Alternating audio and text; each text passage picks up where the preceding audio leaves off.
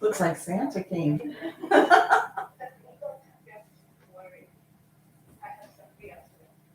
I'm going live right now. Oh boy.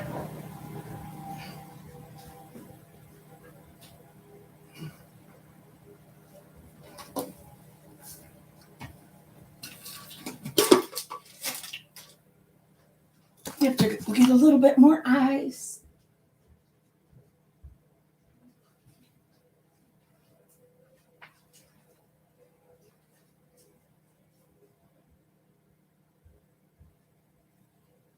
Can you carry that fireplace in there and like sit it on something right behind you?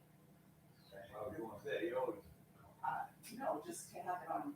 It'll look pretty. Oh, yeah, sure.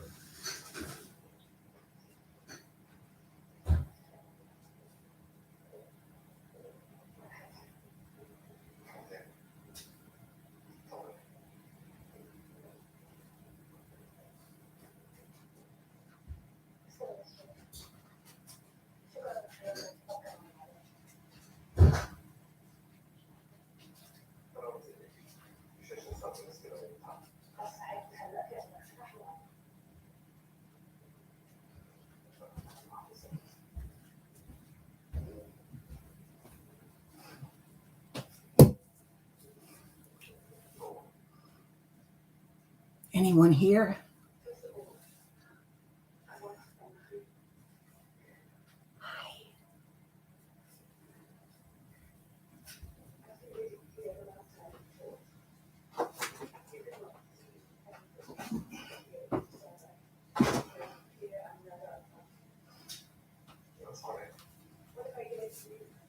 We have to read this at least one more time tonight.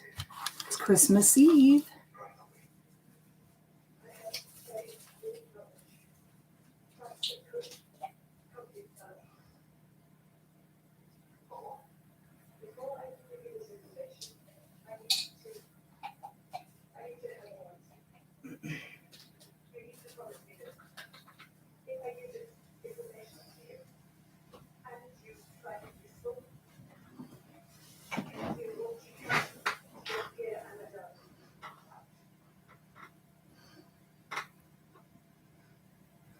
Nana Claus. Hi, Nana Claus. I love your name.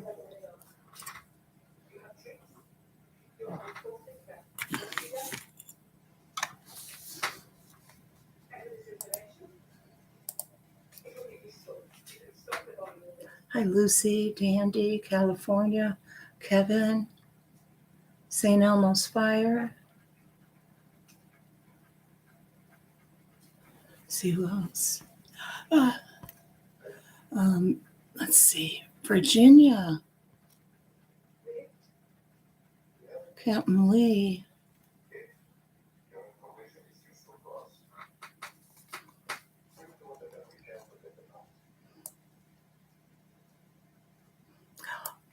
Well, there's Carolyn. Carolyn, why didn't you go live tonight? Everybody, I mean, you're the one that told me you weren't going live, Carolyn, and then everybody said you were live. And you told me, oh no, don't look for me. I'm kidding. You know I'm kidding. Oh, I was Love. You called me Love. Oh, well, thank you, Love. I know you meant live.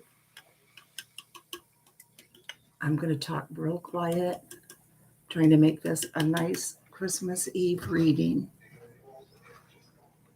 Okay?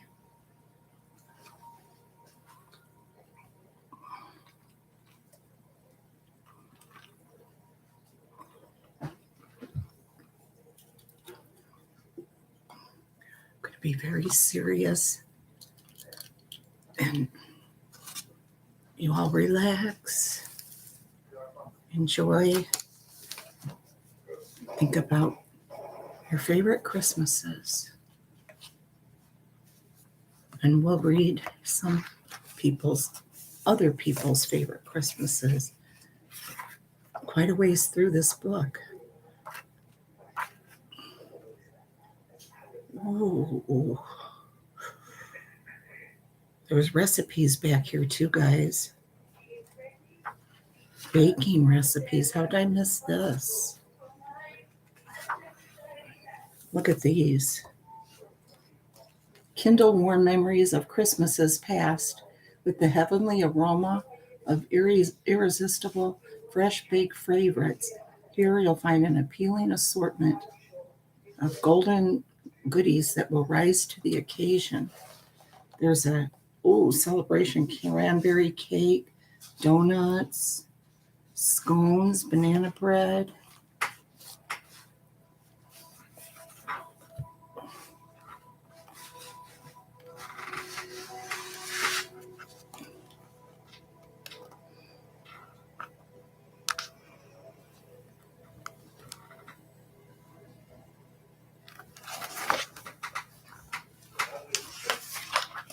They have cherry cordials. You use brandy with these. Filled chocolate spritz, Carolyn. Crisp lemon cookies, chocolate coated pretzels.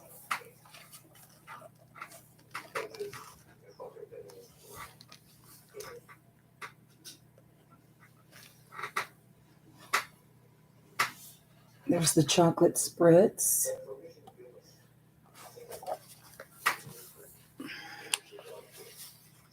Ooh, pinwheel cookies, vanilla butter cutouts.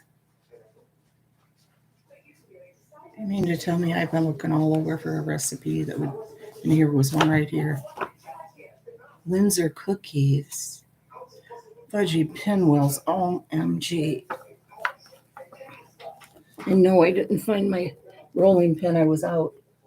Lexi and I went out shopping all day. Can you believe it? I said I wasn't going to buy anything. And here at Walmart, guess what my total was? $555.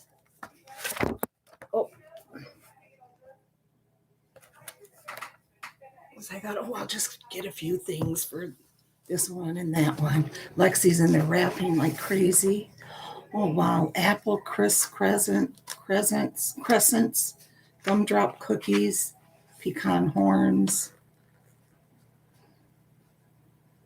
Carolyn, Festa Italiana, Italiana, Italiana.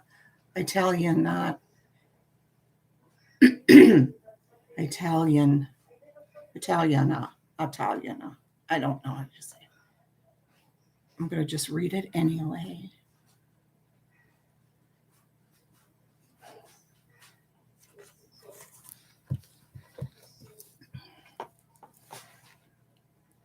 I don't want to have to turn on this light, but I think I'm going to have to. Maybe not. Maybe I can bring the little Charlie Brown tree a little bit closer. Carolyn, remember this? You gave me this in one of the packages you sent. It's a little angel. Hi, Moo. Hi, Sharon Chow, Laura Lynn. Javius Nazi up. Oh, I hope you weren't being mean. Everybody's welcome. Haters, everyone. No, Dandy, I didn't. And Lexi pointed out one. It was a small one, like in the Christmas aisle. You know how in Walmart they have all these different Christmas aisles in the front. There was a little one about this big, and it had printouts on it. And I said, she's like, you should get that. And I just looked at it, picked it up, and I'm like, because I'm not going to mess with them right now. I still have the cookie dough in there, and it's hard as a rock. Hi, Moo, Kim D. I love your. Oh, thank you. Do you really, Nana Claus? Does Santa like them? Does he listen? I hope he does.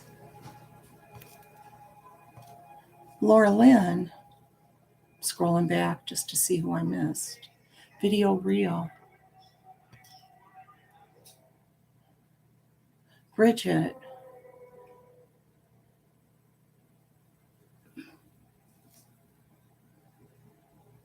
Do you know what? I still have to make my 2 things for tomorrow. You guys know what that is. The 2 things I always get asked to make. I can never get away from them. Okay, Festa Italiana. Mangia. I don't know. I'm probably not saying that right. The dining room table at my grandparents' home in Utica, New York, was the place to be on Christmas Eve. Let me find my bookmarker like we used to use in school. It does help when you're reading out loud, I found out. Everyone was welcome. Family, friends, acquaintances. If you sat around the old maple table that creaked with the abundance of the traditional 7-fish meal, you were family. Grandma, and Grandpa were the behind-the-scenes producers, the main actors, and the presenters.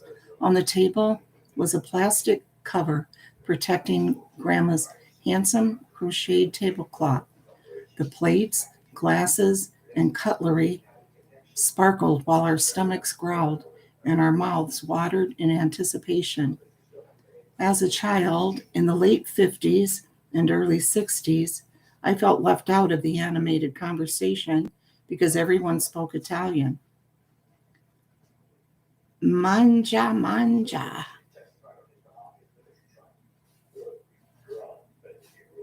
Spaghetti salad, yes.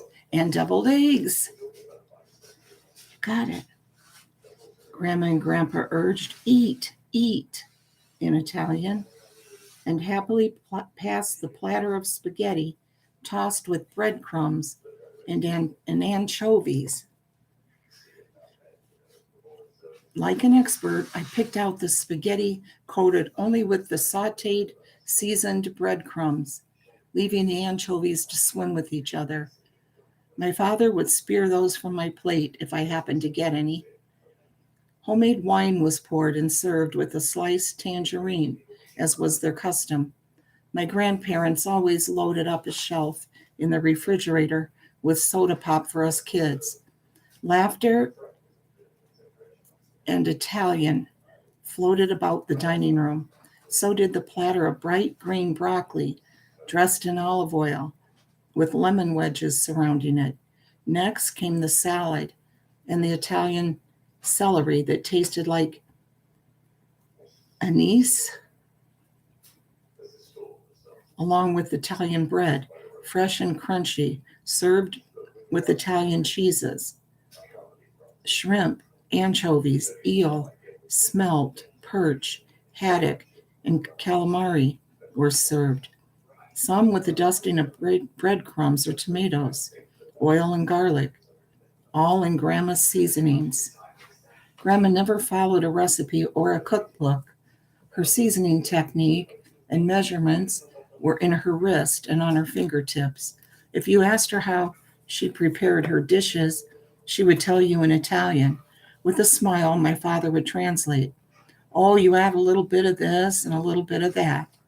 Whatever the pinch of this or that was, Grandma was the master chef of her own 5-star restaurant.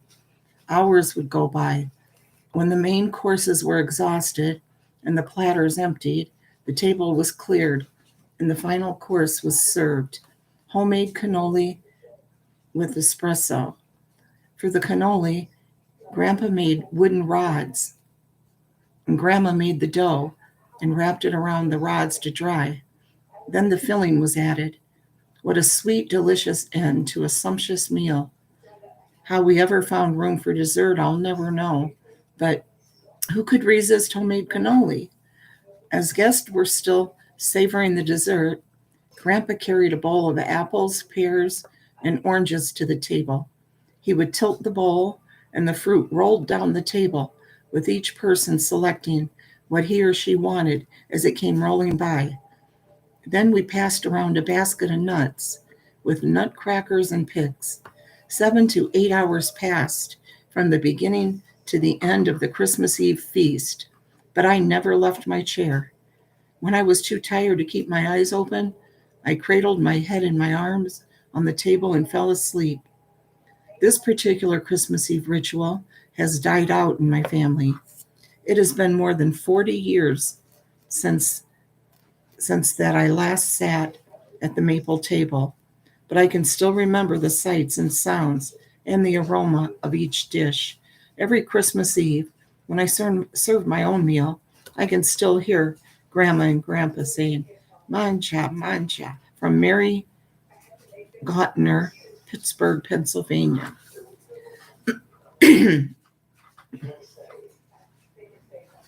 Christmas Strafoli. This is very small. There you are, Davita. Hi, Carolyn.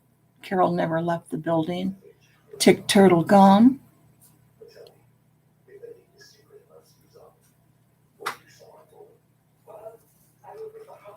I got my first super chat. Thank you, Tick Turtle Gum. I feel super, super, super special. Thank you so much. I saw Carolyn say or Kevin say thank you for supporting the channel, and I thought, wait a minute. Thank you so much.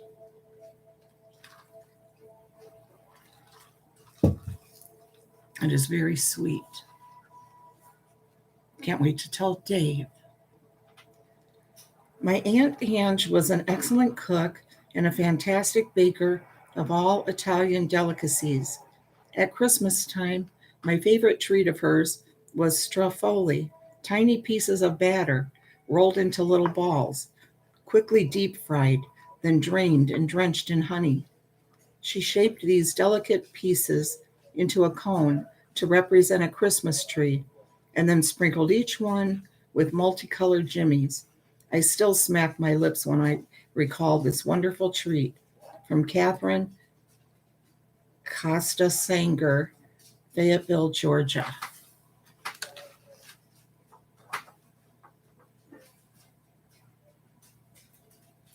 Culinary traditions. I'm going to have to turn this light on. Bridget. Oh, thank you. Thank you. You know, you guys don't have to do this, but it's super, super sweet. Thank you, Susie P. It's so sweet. Thank you. I feel like I'm dreaming.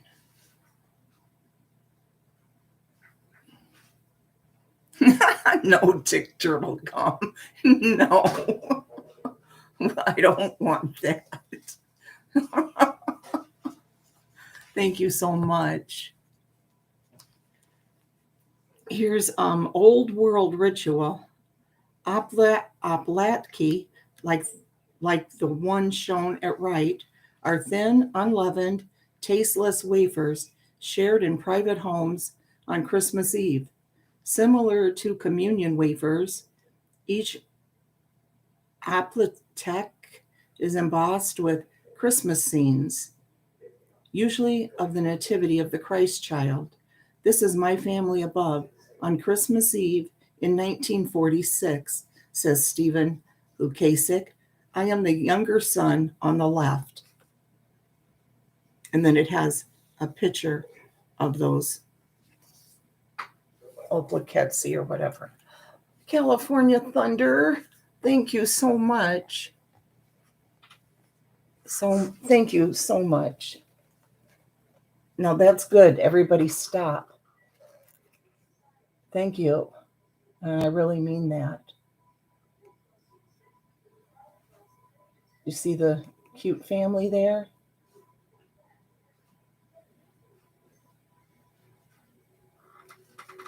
And I appreciate every one of you, every one of Carolyn's subs. that support me, because I wouldn't be able to do this without her. I wouldn't even have probably one person watching. Maybe I would, but it would be like a family member, and they'd just be sitting there like, oh my gosh, will she please get done? Why is she doing this? She can do it in person. Hi, Kate, for Big Little Voices. Yeah, the Cleavers. Exchange of good wishes. Before the main meal on Christmas Eve, our family partook in one of the most ancient and beloved Polish traditions. This was to say grace and then pass the oplitki. I know I'm not saying that right. A thin wafer. Oh, okay, I already read that. No, a thin wafer embossed with traditional Christian designs. Dad broke off a piece and then passed his wafer to Mom, wishing her peace, love, health, and happiness for the coming year. Mom did the same thing, followed by each member of the family, oldest to youngest, breaking off a piece and sending the wish. And that's from Stephen, the same guy, DuPont, Pennsylvania. I'd like to add one. Super chat, it always makes me weird amounts, and I wish it would. I should have had a V8. Merry Christmas to you. Can you guys believe it? Another Christmas. Swedish smorgasbord. This is Christmas dinner at Wright at our house in 1961. Every year, I made it my goal to set an elegant table for this special feast. In deference to my husband George's heritage, Swedish side dishes always accompanied our holiday meal. My mother-in-law patiently taught me how to make the traditional rye bread, Swedish coffee cake, cardamom cookies, beet salad, and a rice pudding with lingonberries for dessert, a cold glass of root beer for the kids, and a cup of coffee for the adults topped off the meal. From Marion Tyron, Caldwell, New Jersey. I'll show that after I read this other. Here's another picture, and it says underneath, Cole Cookery. Even well into her 80s, Marianne Constancer's Aunt Clara used her old coal stove to make traditional Polish family recipes. See Marianne's story at Wright. Festive customs. When the first star appears in the heavens on Christmas Eve, our family celebration begins.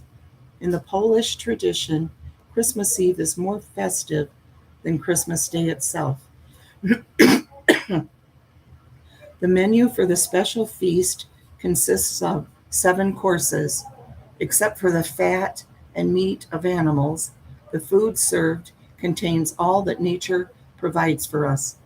I especially remember boiled eggs with homemade horseradish and beets, poppy seed and nut breads, pierogi, little dumplings filled with potato, sauerkraut, mushrooms, onions, or cheese.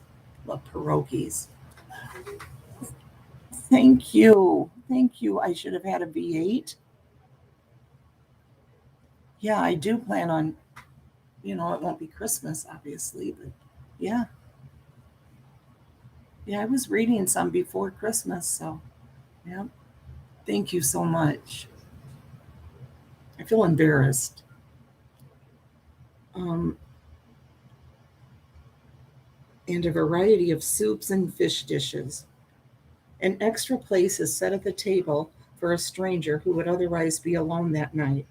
A Polish proverb states, "A guest in the home is God in the home." The meal always begins with the breaking and sharing of Alplatek, the sacred wafer. As we break the wafer and share it with each other, we also share wishes of peace, love, good health, and happiness. From Marianne Constanzer, South China, um, ME. That's not Maryland, is it? Lucy J. God is good. Yes. God is good. And thank you so much. Thank you. Here's those pictures. Here's the lady in her 80s that would still cook on her coal stove. And here's that family in 1961, the Polish family.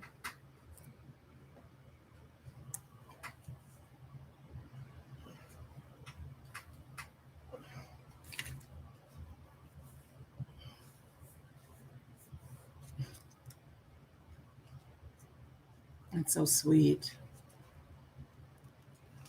I am embarrassed about it. Oh, how cute. What a bird, this picture says. Joyce Thompson, sons Steve and her parents, Joe and Gert Foltz, took a moment to savor their beautiful turkey before digging in as Joyce's husband, Bruce, captured the occasion. It was 1953, and we were living in Eagle Lake, west of Racine, Wisconsin at the time, remembers Bruce, now of Waukesha.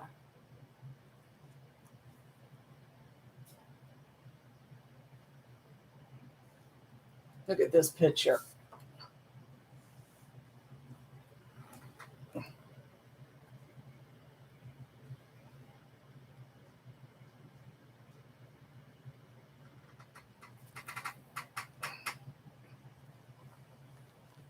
Grandma's Holiday Feast.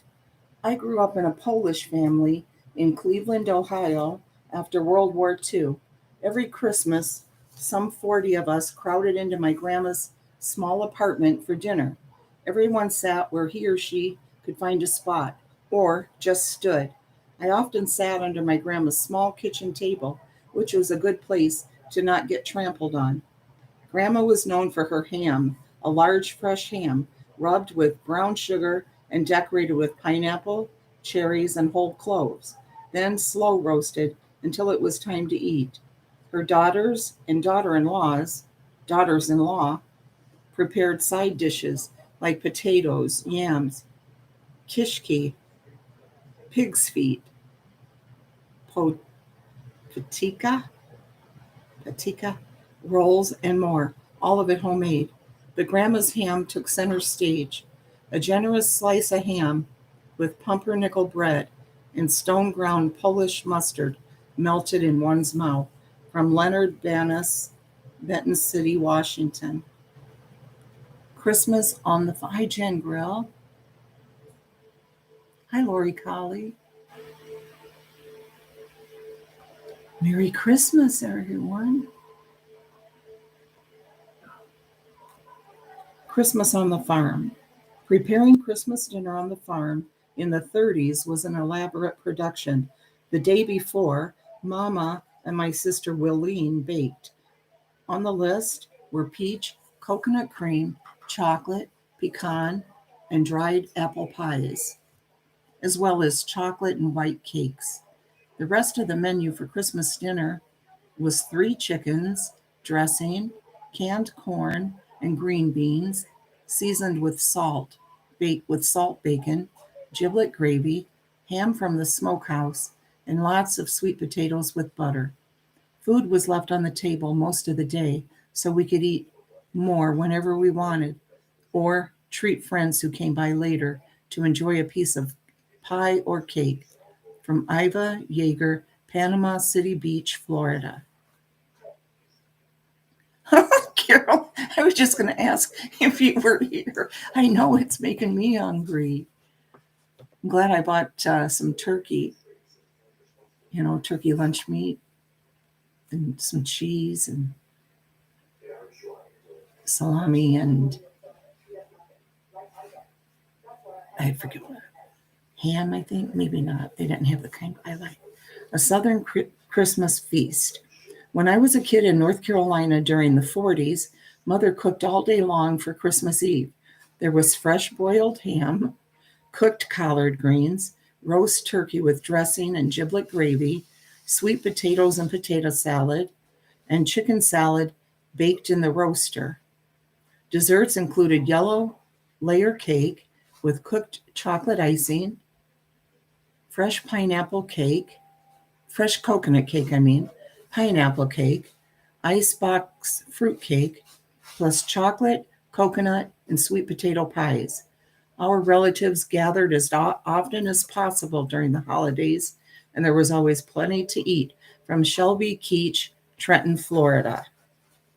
And then here's a couple of pictures.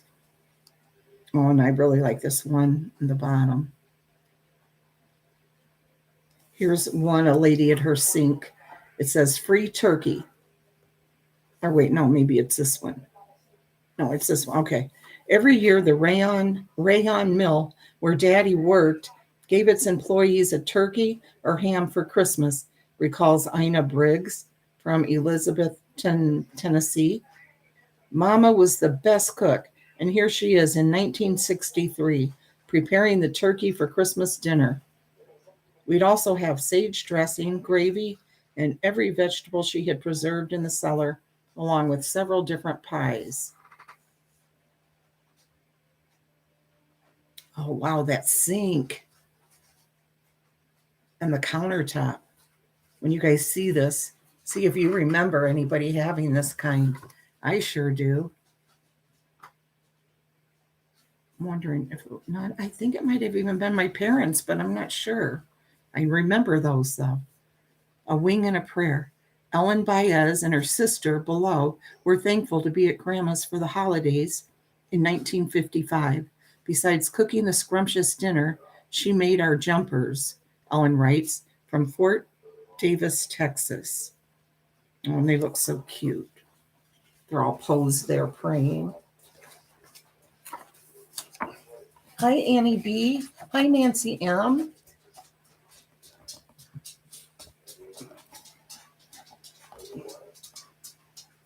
I don't have that. I mean, yeah, I haven't put anything. I do have. Oh, Tawanda, thank you so much. That's so sweet of you. Thank you. Hi, Lisa H. You know what? I'm going to be thinking about this, thinking, wow, I cannot believe this. Carolyn helped me set this up last night. Hi, Frida Schnell. Thank you so much, Tawanda. And everybody. Does anybody remember that kind of a sink? Seeing that? I know I remember. Yeah. And then look at the two little girls.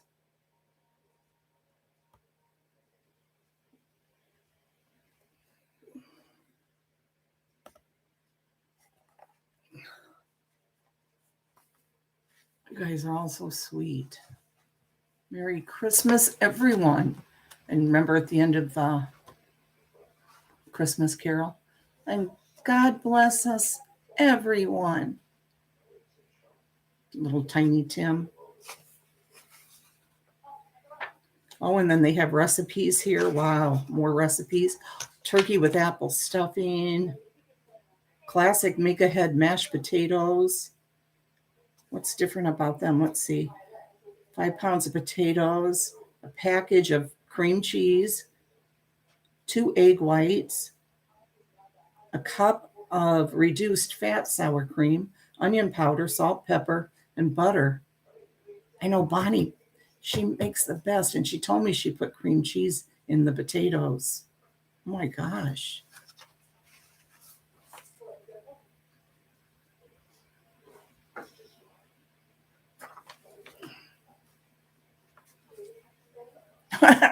Okay, get something, Carol. Put apple in your stuffing? I love stuffing, dressing. I'd love to be able to try everybody's just to see. Nobody makes it the same usually.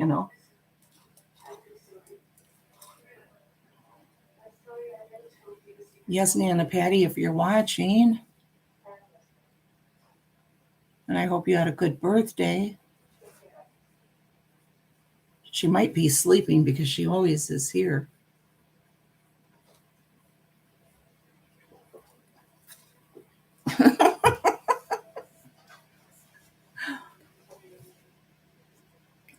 Stranded strangers warmed their hearts.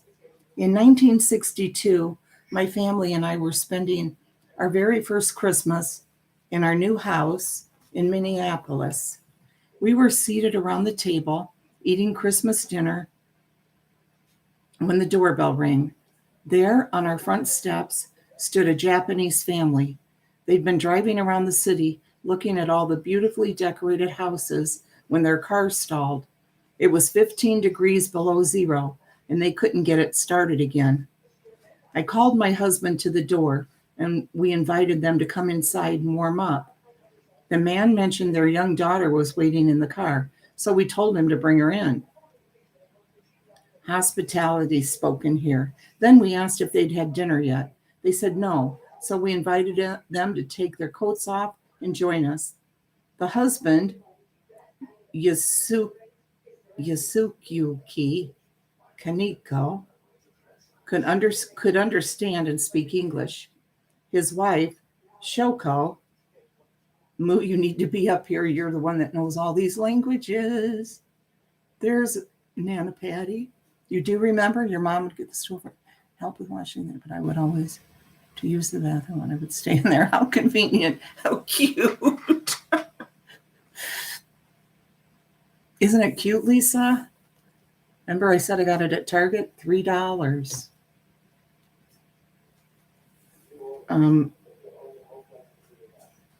Yasuyuki had come to the United States because he was a doctor doing research at the University of Minnesota.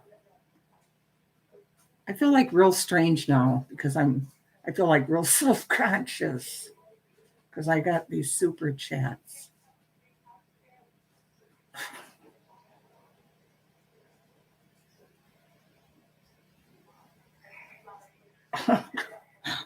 I love it. I appreciate it. I just feel real self-conscious. I have to calm down inside. Right, Lisa? That's what I'm thinking. Carol.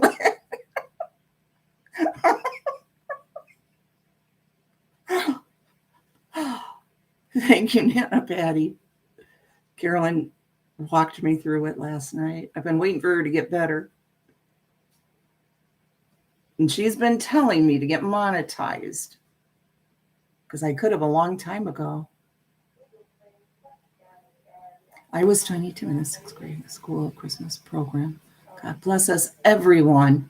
Oh, you froze and blew it. How cute.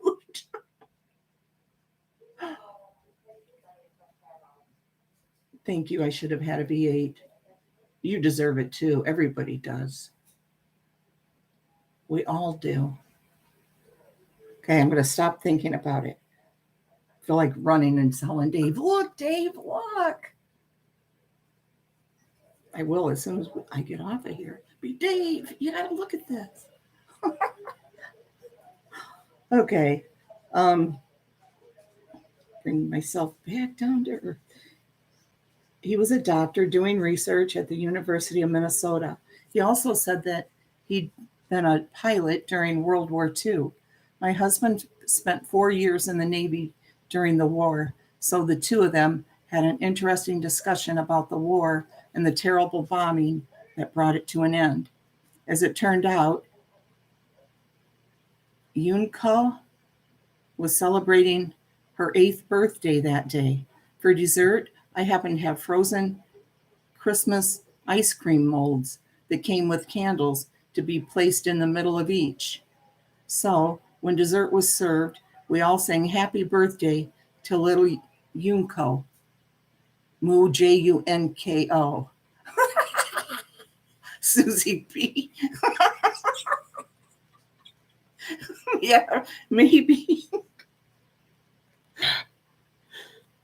Once dinner was over, my father called our road service to start our guest car. Soon the vehicle was running again, and after Much bowing and thanking us, our new friends were on their way. About 3 weeks later, the doorbell rang, and there stood the same couple with gifts for us. 5 beautiful Japanese paintings. For the next 2 or 3 years, we exchanged Christmas cards and short notes, but I've since lost track of them. When I think back over all the Christmas days I've spent, that one in 1962 is definitely the most memorable and perhaps the most rewarding. From Celeste Lorimer, Minneapolis, Minnesota. I want to hear it. They even have a picture of it.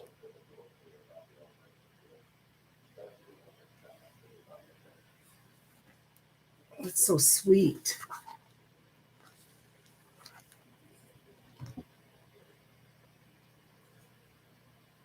Hi, Leslie Romani.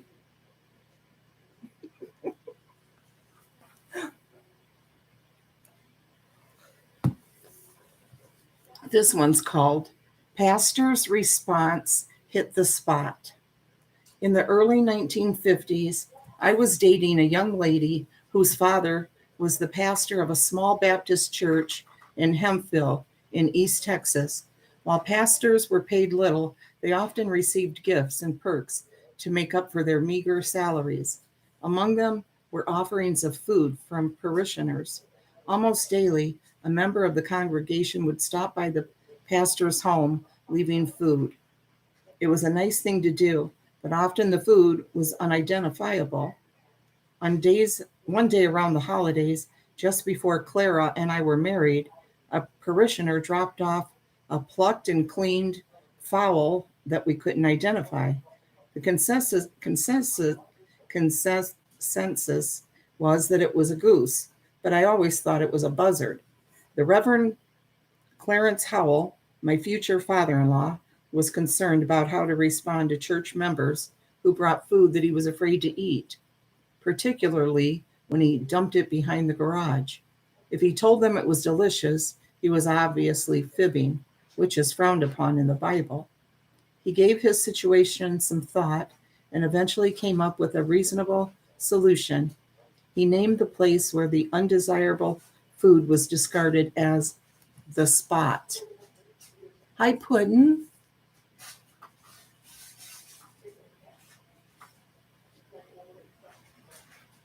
Then, whenever his members asked how he liked a dish they had brought, he'd respond, "It truly hit the spot. Thank you very much." That eased his conscience and made everyone happy. Over the years, my wife and I have often laughed about the food items brought to her father's house with good intentions that ended up in the spot. From Neil Murphy, St. Augustine, Texas. And here's a picture. It said, "Reverence for his parishioners' feelings guided Pastor Clarence Howell, shown with his wife Lita and their daughters Clara, Back, and Mary."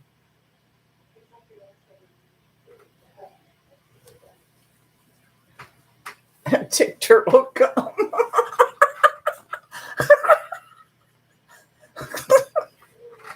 Thank you.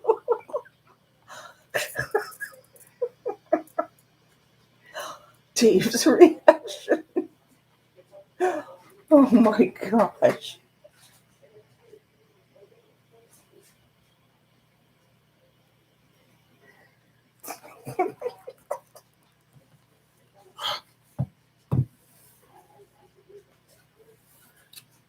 Now, it's going to be funny because tomorrow at his family's, because we'll go there first and then we're going to go to my family's. He'll be telling them probably, "Debbie's on the internet and all she does is read stories and people are giving her money."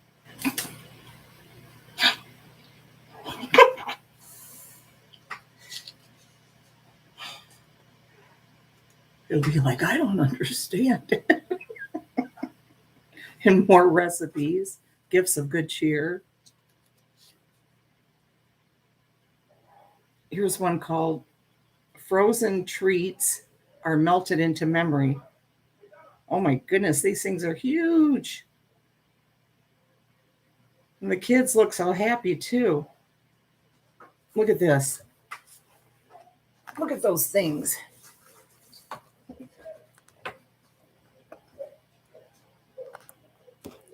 Wait, yeah. What happened here?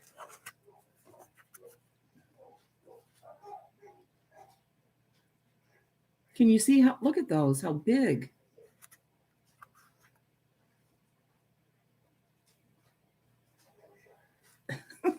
You see them?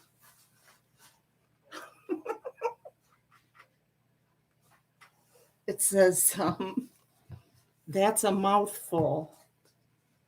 Aunt Mary knew just what to buy for her 8 nieces and nephews for Christmas in 1948, says Norma Middleton of Beech Grove, Indiana.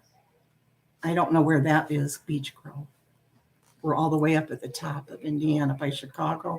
Like I've said before, there's so many towns all the way through Indiana. I have no clue. The faces of my sisters and brothers show their joy in every lick of their all-day caramel suckers. Those are huge. Pictured from left are Raymond, Walter, Boyd, Audrey, Dolores, James, me, and John. I know, Davita, because they're so huge. Hi, A.L. Skinner, 1981. Good evening. Happy holidays. Hope you are all doing well. Skinner. You don't have a channel, do you, with old videos and stuff on it? Because there's somebody I subscribe to that I thought the last name was Skinner. And he does all these old videos and explains about them and stuff.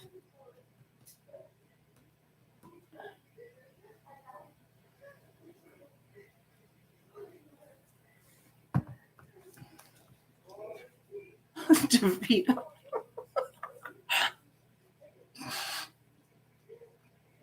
Okay, frozen treats are melted into memory. It was the last day before Christmas vacation at St. Mary's Parochial School in Worthington, Minnesota in 1952. Our class and several others had been practicing with Sister Dinah, our teacher and the music director for the annual Christmas concert. At about 2 p.m., Sister Dinah announced that she had a treat for all of our hard work and took us downstairs to the cafeteria. We all sat around a few long tables as she brought out a frosty-looking box from the kitchen with vapors escaping from it. Inside were fudgesicles for each of us. We were to wait and not open them until everyone had one. We sat hands folded in eager anticipation until they were all passed out, then tore the wrappers off, almost as if we were in a race. Soon the fudgesicles touched lips and tongues, but something was wrong.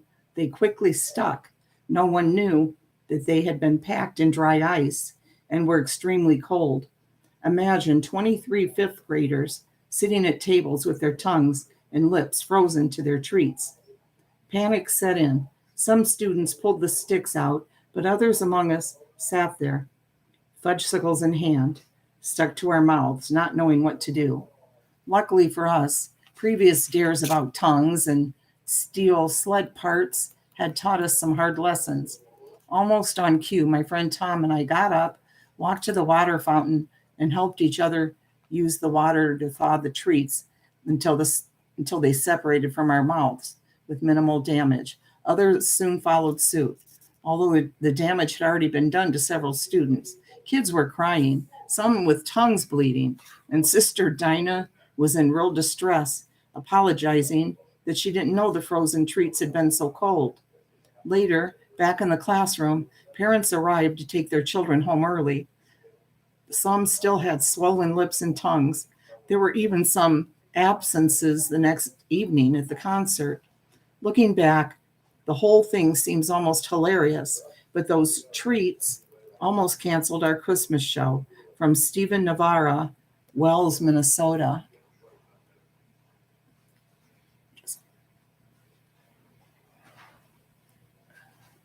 A video of angels attached to her. Oh, okay. Oh, yes. Yes. It's not that same guy, Davita, but yeah, I know. I love that channel.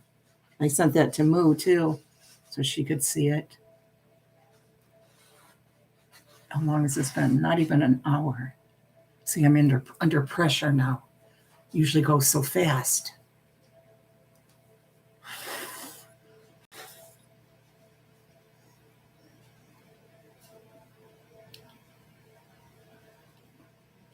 Just washed my hair.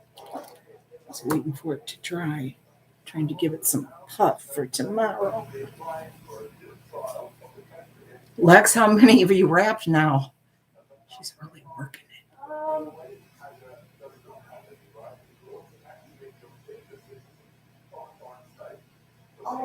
it. 15, almost. And that's just for the kids, right? Yeah. for 4.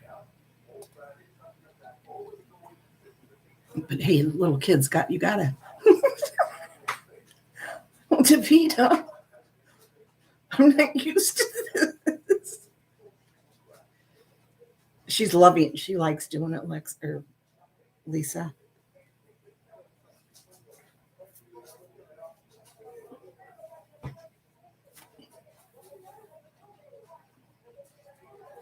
I really am gonna have to open the window a little bit.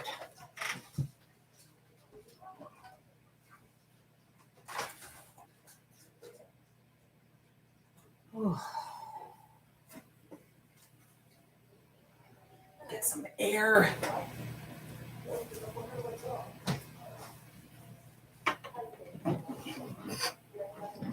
Carolyn, are you still here? Did you get something to eat?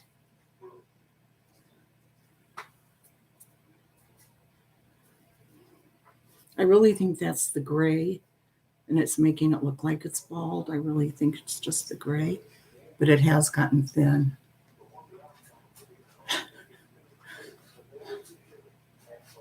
I always liked wrapping them too.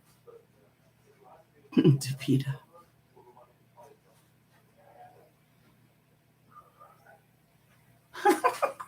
Nancy, really? I still have Lexi's to wrap. Isaiah, I'm giving him money, so don't have to wrap his.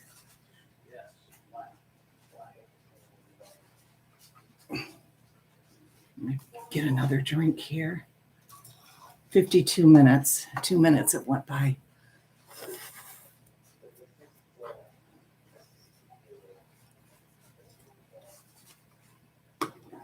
I know I'm not that much into it too, you know. Davida, I used to like it, but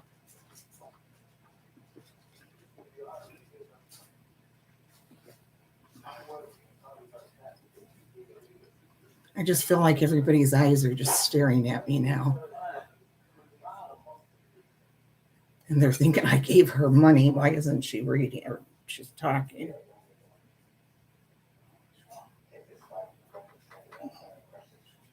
And she just, I can give you a gift voucher.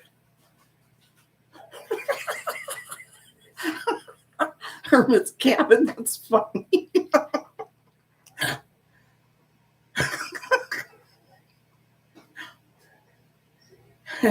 My mind up, my money and my money mind.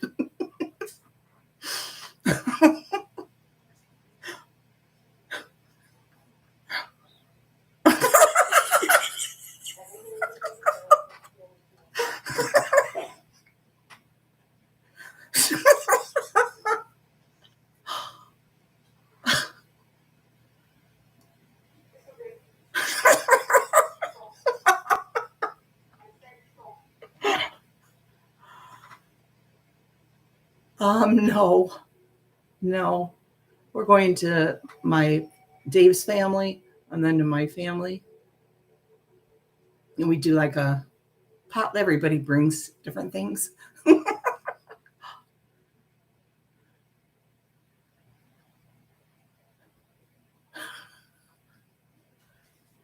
Thank you, Jake Turtle Gum. Tough puff.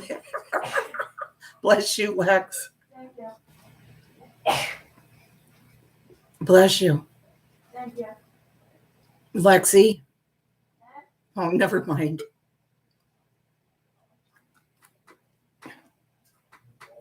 Caroline, are you here? Please.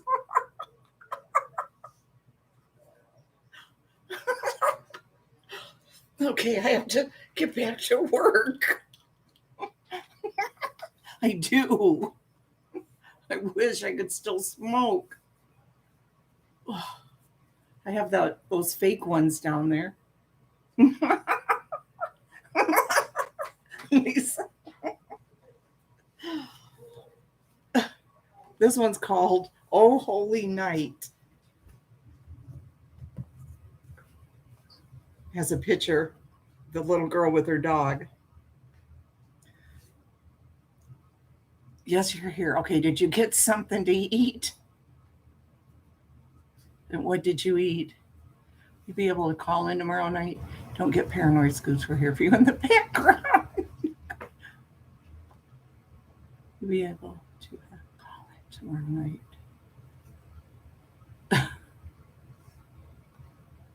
Oh, Maddie, so it said she'll sing though. Remember, she'll hopefully she really will.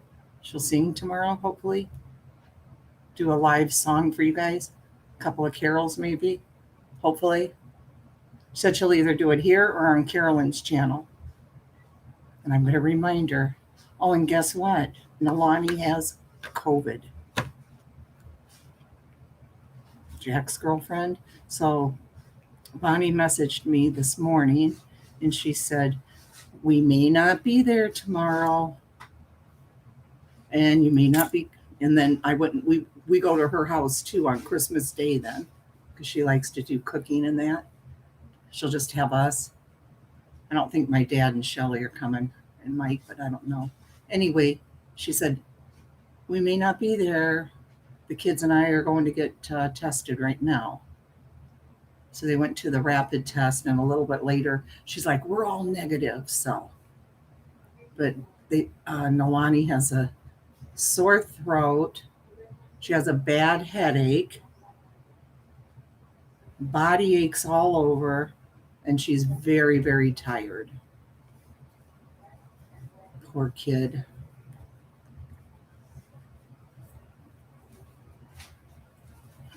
Just got back, Lucy. Carolyn, what are you eating?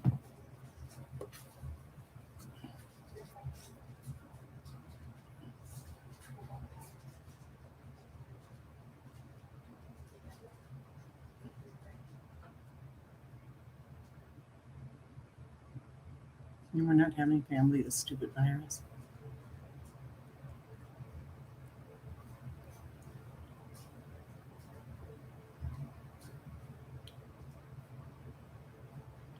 Let me try and guess, she said. Cereal green beans with butter. You always eat so healthy. And when you've been eating that spinach, that's like fresh spinach, right? And you're steaming it or something? Or sauteing it?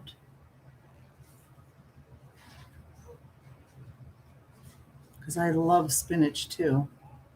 Every muscle in your body still aches, Carolyn?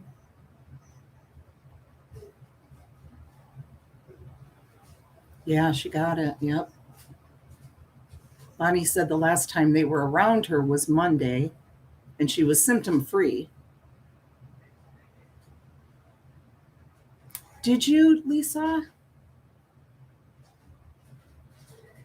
I bet they're so pretty.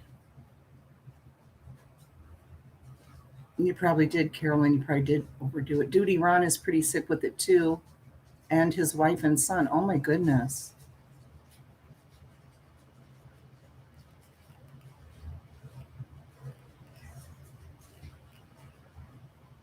Well, I'm going to keep reading because I'm on the clock now. So maybe you can buy a new rolling pin with the money.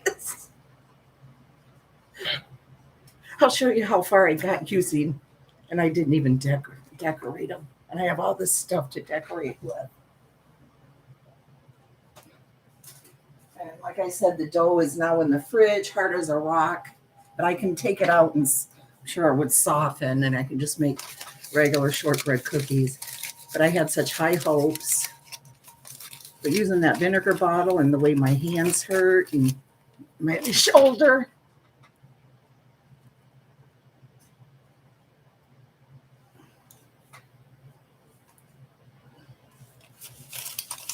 This is all there is. It's really sad. Yeah, she was very sick. Ooh.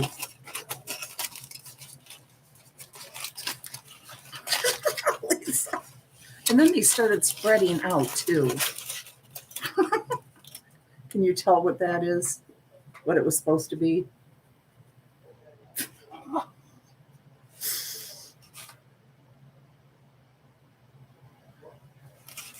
Snowman. Yep.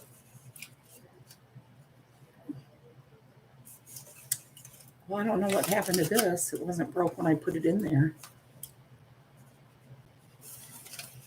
This was a stocking. It's broken.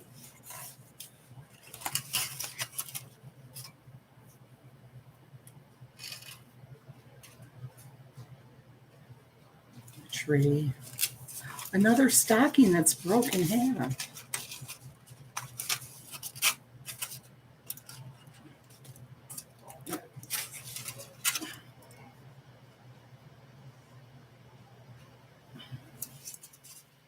And I have another tree there. Another tree. That's all I could do. I mean, it was horrible. Should have just done it, where you make the little balls, flatten them with a fork, and made the shortbread that way. That's what I'll end up doing.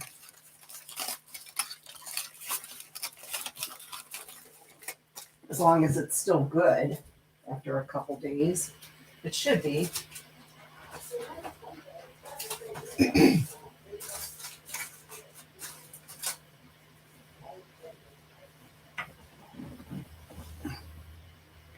Oh, I have sugar crystals. I still have the dough. Carol and I have sugar crystals, sprinkles, icings, writing stuff.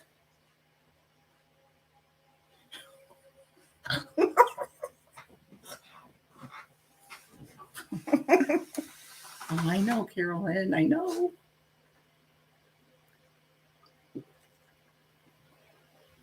That is the shortbread, though.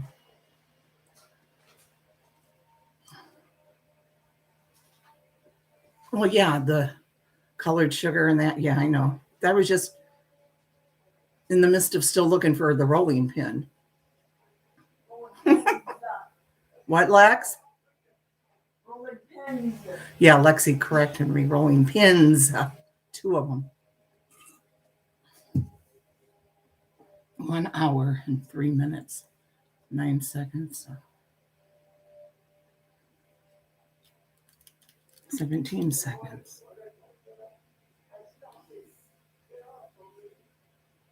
Yeah, the dough, right? I was posting my message to you, didn't you? I'm blocked. No, it's not. You're not blocked. No, you're not blocked. Of course not. Why would you be blocked? This was last night, Nancy.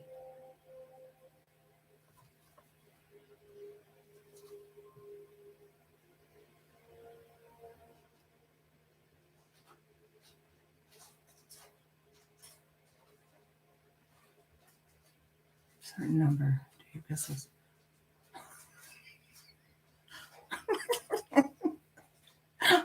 No. I'm not yelling at Nancy.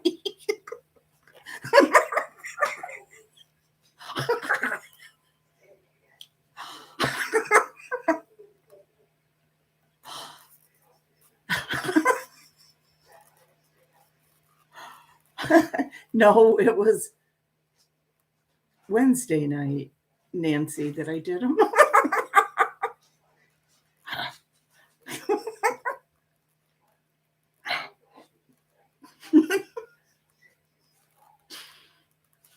Okay, I'm gonna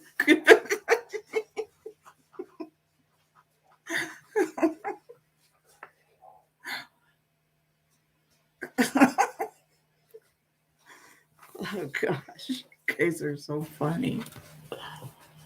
Okay, oh holy night. 1 hour, 5 minutes, 11 seconds.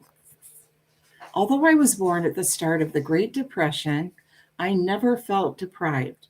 I had my best friends living right in my home in West Jordan, Utah.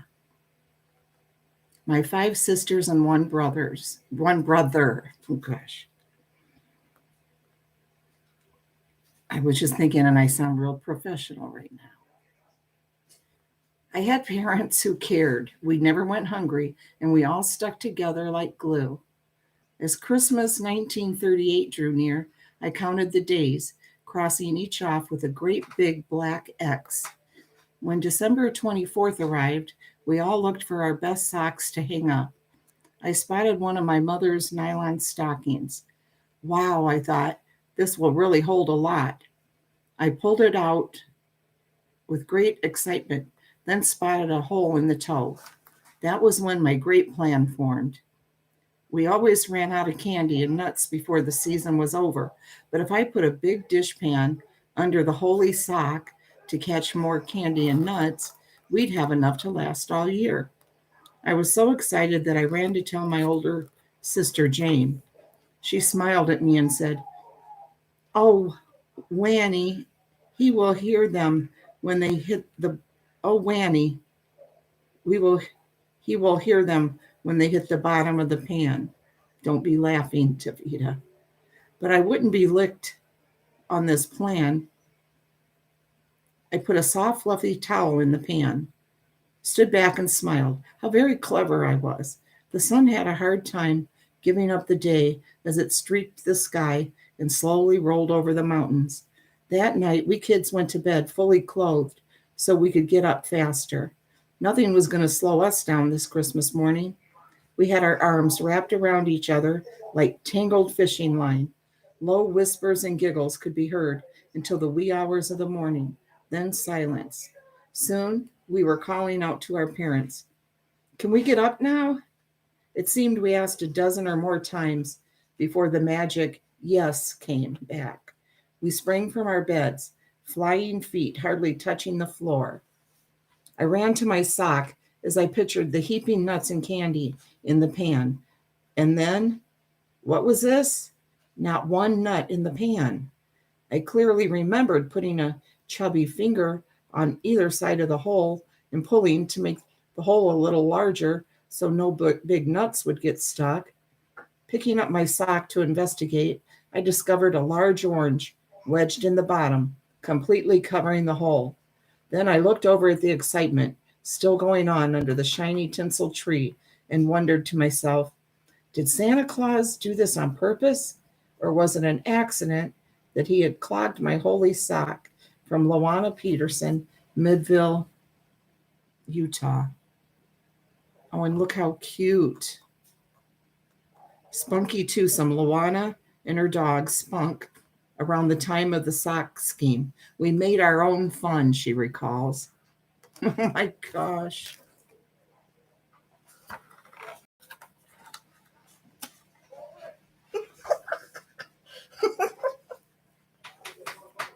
Look at that.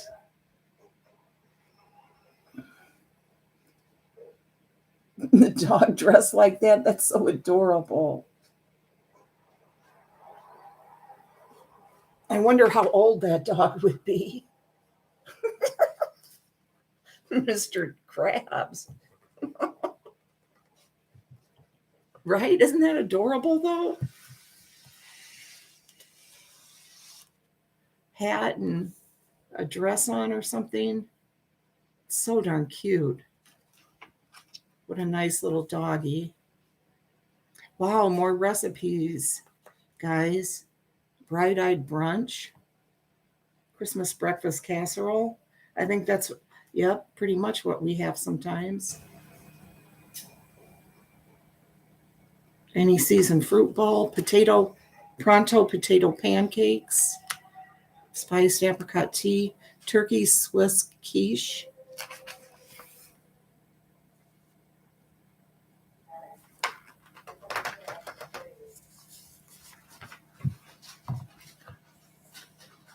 did now. Reading Christmas stories, Southern Redhead. Thank you, Leslie Romani. Thank you so much. The dog is adorable. I love your name, Southern Redhead. So I guess you're new, Insomniac here. What have I stumbled upon? Now, guys, there's a new person here. I have to be like professional and stuff.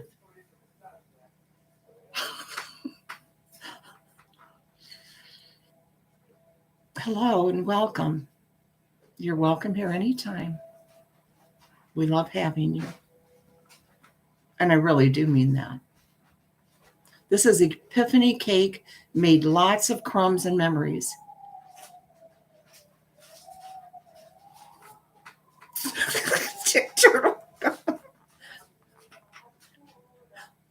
Yes, we're very happy to have you here, Southern Redhead. Everyone, welcome Southern Redhead. Please.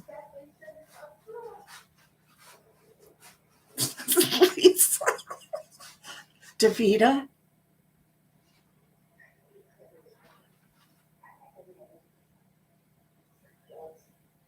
Hi, Cherry Steele.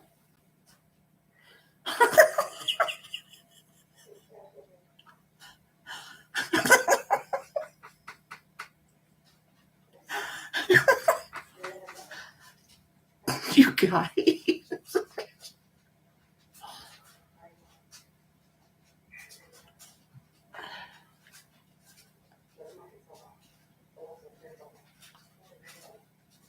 Oh my goodness, really, Lucy J?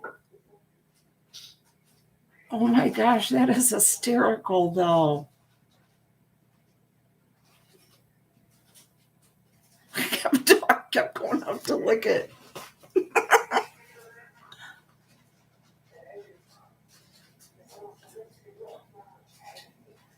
Aw, see, Southern Redhead?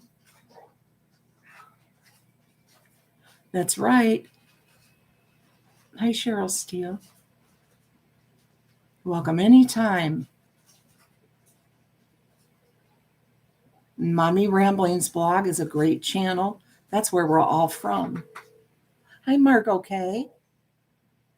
Just reading stories, old Christmas stories, memories, and I have to get back to it now. I'm working. I'm on the clock. 1 hour, 13 minutes, and 10 seconds. Change to today, Christmas. That'll be go change every month. I always tell you only.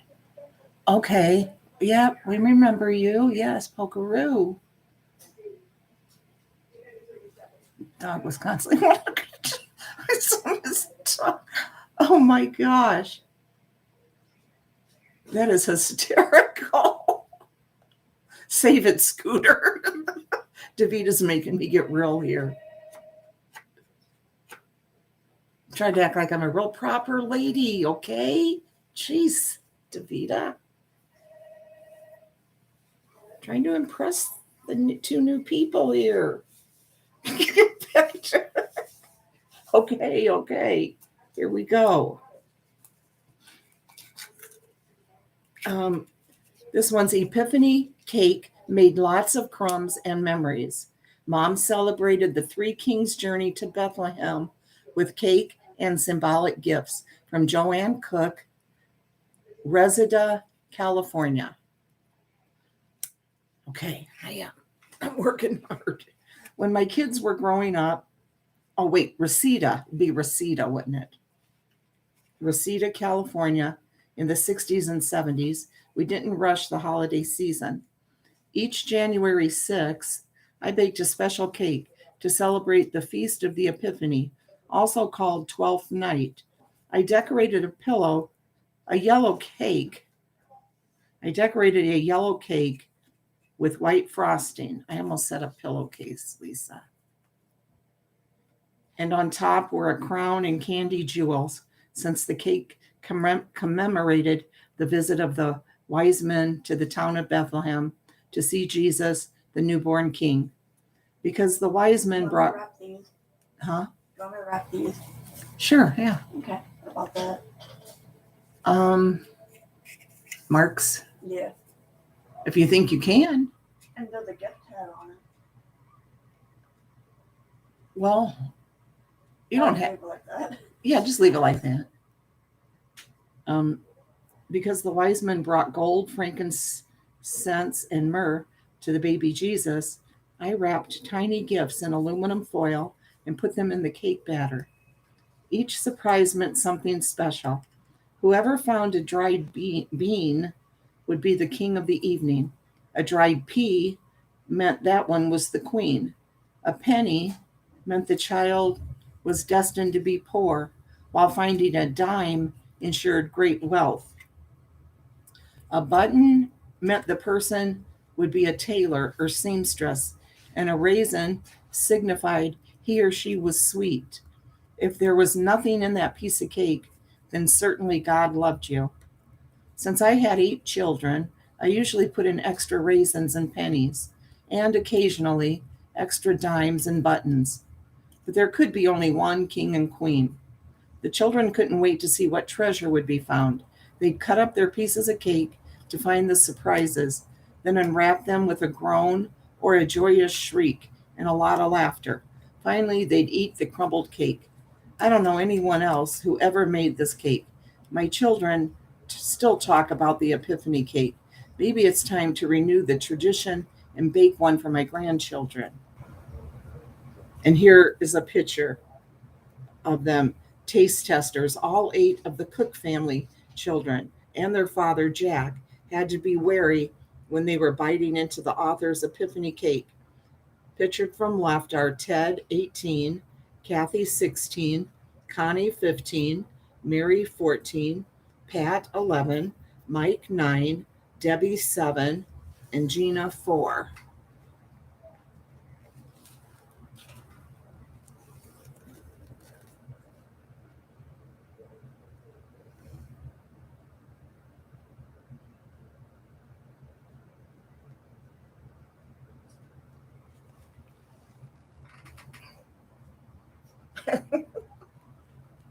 You were Cheryl Steele?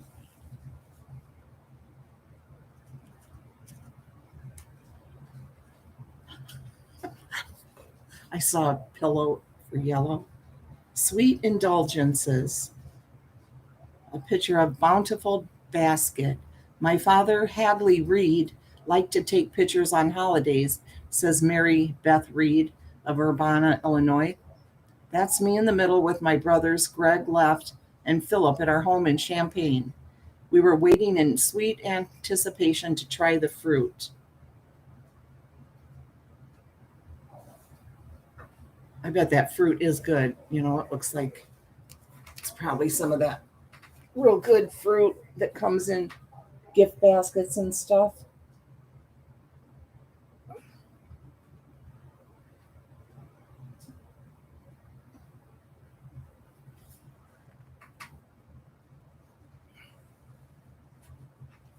Big families back then. Oh, definitely.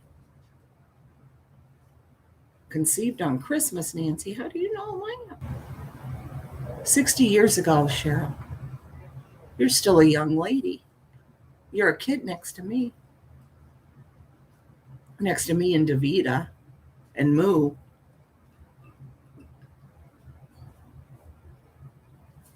Worth the wait. The Christmas season was much anticipated in our small Ohio town when I was growing up in the 1930s. My favorite part of the holiday festivities was helping my grandma bake cookies.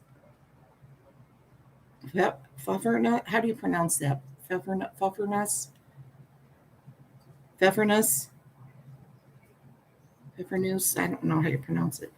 Sand tarts, snickerdoodles, almond crescents, springerly, lakuchen, gingerbread boys, spritz, mincemeat triangles, and my very favorite, Christmas trees. The names roll off my tongue with pleasure, and I can almost smell the heavenly, fresh baked aroma. Each cookie was special in itself, but a big plateful on the dinner table for dessert was a sight to behold. Grandma didn't make just a few, she made hundreds and hundreds of cookies each year and sold them to the townspeople who had neither the time nor inclination to bake. The Depression was at its peak, and our family pitched in to do its share. What fun it was the first year I was old enough to help. From Polly Pierce Dyer, Columbus, Ohio, keeping an eye on kolaches. Since my family's of Czechoslovakian descent, our favorite holiday treat was kolache, which is made with sweetened yeast dough and filled with cooked prunes or apples. It was a taste of patience. It was a test of patience to sit in the kitchen, warmed with the aroma of kolaches baking in the oven, waiting for the first bite. Jessie Jean Muka, Apache Junction, Arizona. Dreamy, creamy pie. Christmas wasn't Christmas at our house without my mother's whipped cream pie. After she baked the crust, my mom would whip the fresh cream to a thick consistency with sugar and added flavoring. She piled the filling high into the flaky pie crust, then dotted it with dollops of her clearest, tastiest homemade jelly. Ooh, that sounds good. We carry on her cream pie tradition every Christmas. These pies are wonderful, but they never taste quite like Mom's.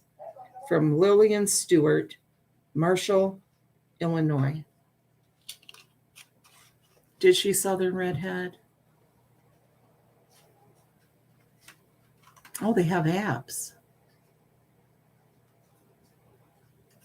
Did Carolyn ever answer about the spinach? It's fresh spinach, right? And then she probably sautés it or just steams it or something. 2 gifts left, Frida? My grandmother made mess when I was little, my mom baking whole week before Christmas. Homemade pies and fudge.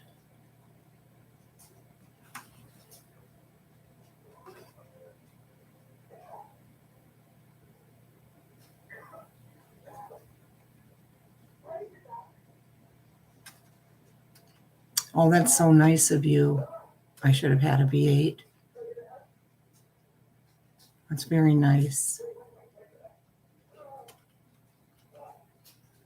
And I'm glad that you come here. And obviously, Carolyn's. You come from her, and I'm very glad of it.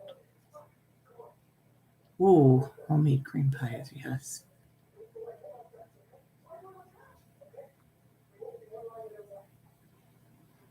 Christmas changes a lot when you get older, doesn't it?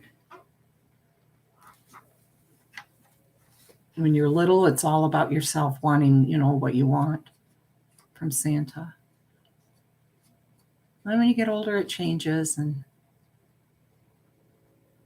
remember my uncle telling me, you're going to, with chicken liver and hearts, and garlic tomato gravy, so good.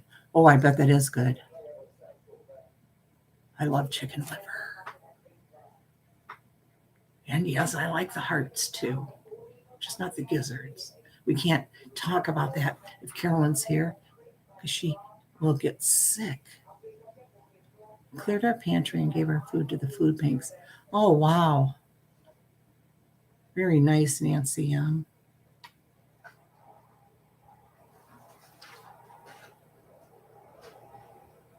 Yeah, right, Hermit's Cabin.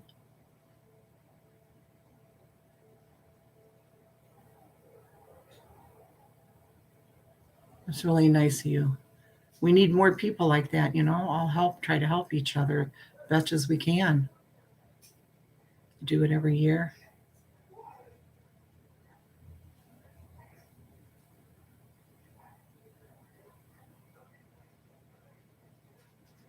Yeah, it makes you feel better It really is true, you know? It makes you feel better to give than to receive. It really does. Not just a saying. It's really true, isn't it?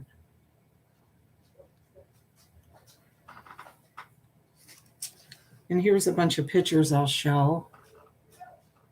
It's almost 2:30 here.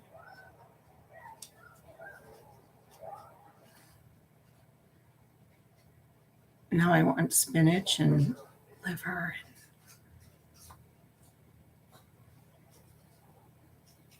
I'll just hold these up and maybe you guys can see the captions underneath. Your school did nothing for the needy this year, really?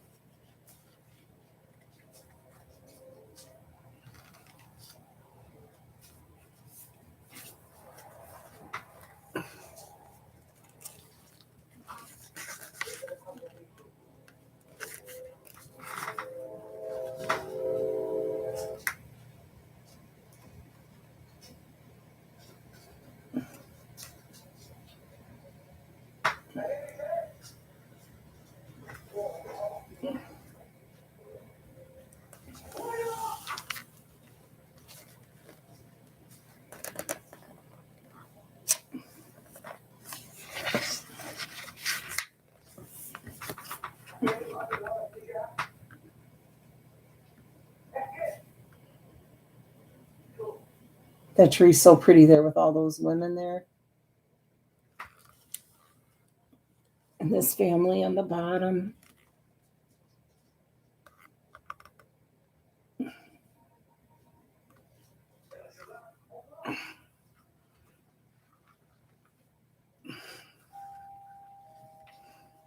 It is a blessing when you can give to others. It really is.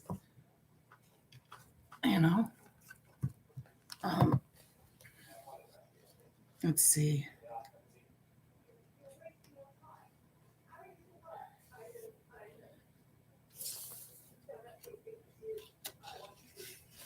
Oh, these little girls on the bottom were making sugar cookies, cut up cookies. It was taken in 1960. Sherry and Vicky, ages 6 and 2.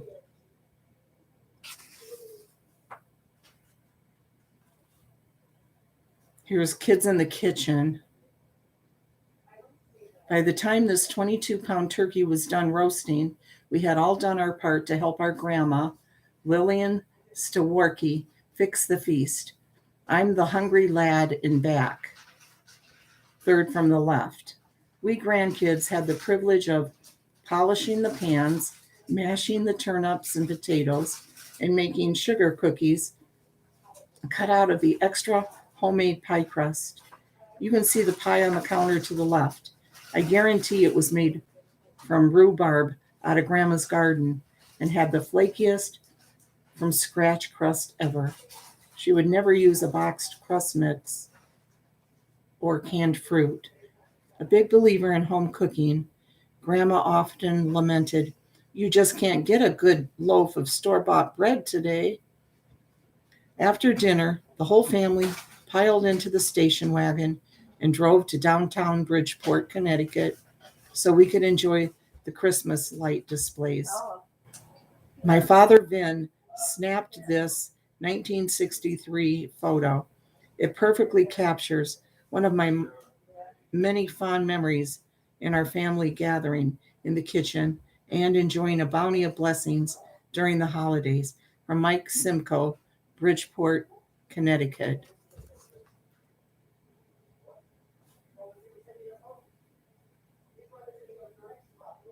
Wow, those look like some of my granny's pans.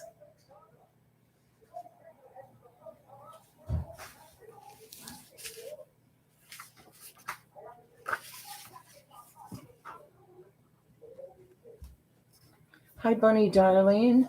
peanut poop. Okay, I'll get it. And I'm unwrapping all the curtains. You are? Yeah. Oh, thank you. You're welcome. You have all their names on them, all the Yeah. kids. Thank you. Uh-huh. Jeez.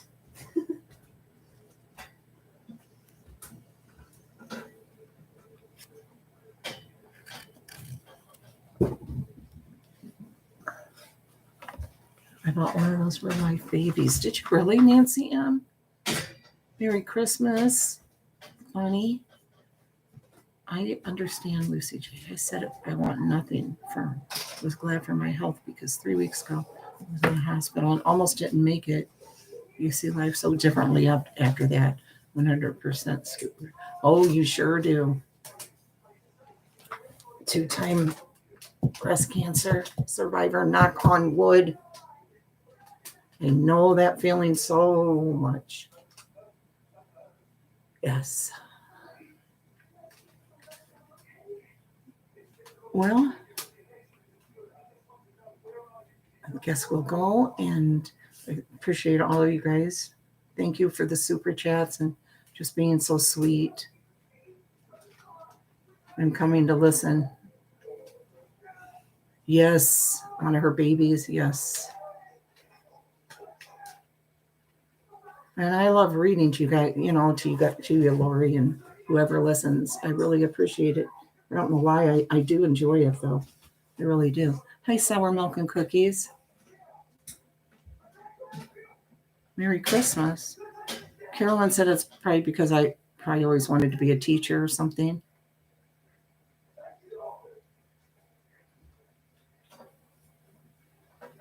I'm still here, just been wrapping. Had a great time listening. Lexi just finished wrapping the little grandkids stuff. She's so sweet, such a good helper. Now we're gonna figure out where to put them. Well, they're all going to be going in the car That'll be fun. to take over tomorrow.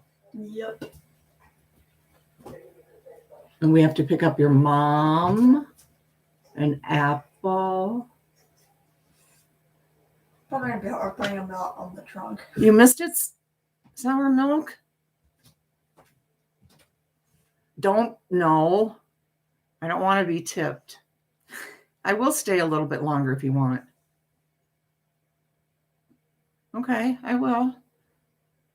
Sure. I'll read some more. There's still some more in here. I don't mind a bit. Let me get another can of water, okay?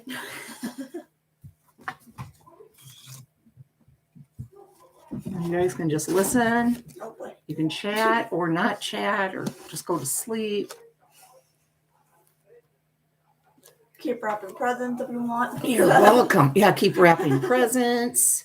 Hi, California. Let me grab another water. I'll be right back. I bet Carolyn's sleeping. I have a feeling, Yeah. Hi, Sour Milk and Cookies.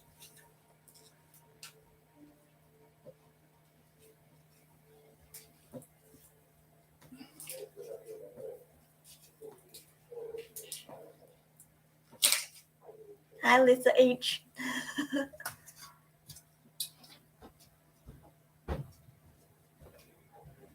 Oh my goodness, Dave, watch out. I'll get that real quick. Let me get it. Yeah, I didn't know it. How bad is it? I can't. It's see. bad. Don't. Bad? Yes, I'll get it. There's just a bunch of whole little drops. Merry Christmas, guys. You know, that lucky you told me a lot of stuff. You're right there, guys. I have to clean up a mess. Unless you told me it was there a minute ago.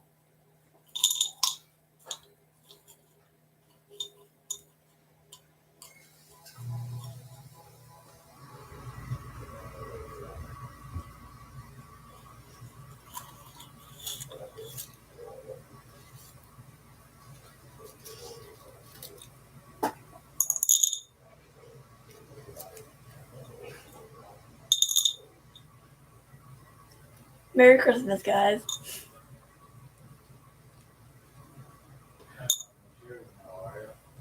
Yeah, I'm hoping to. I'm planning to. Yeah, well, I want to see the kids. I want to see the grandkids. Oh, you'll be there. You know? Right there too. I mean, where can you go?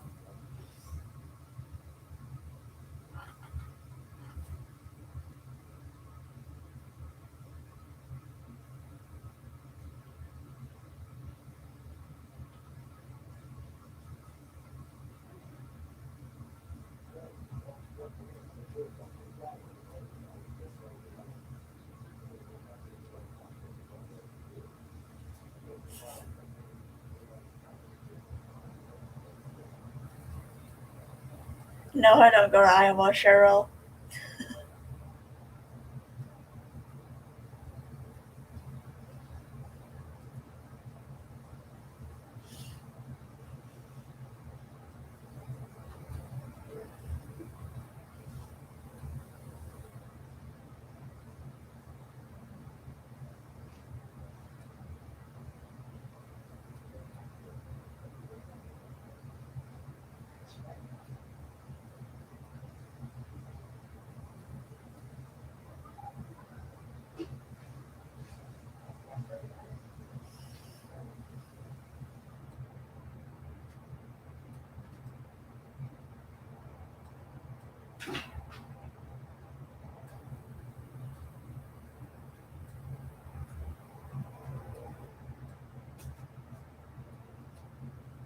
No, I didn't watch Christmas movie today, Lucy.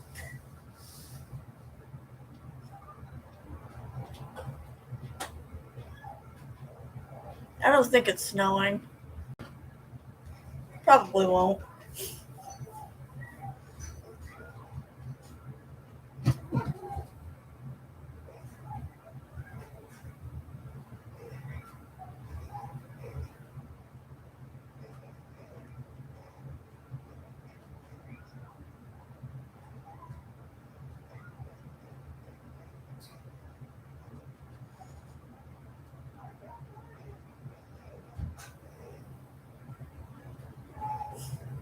Thank you, Sour Milk.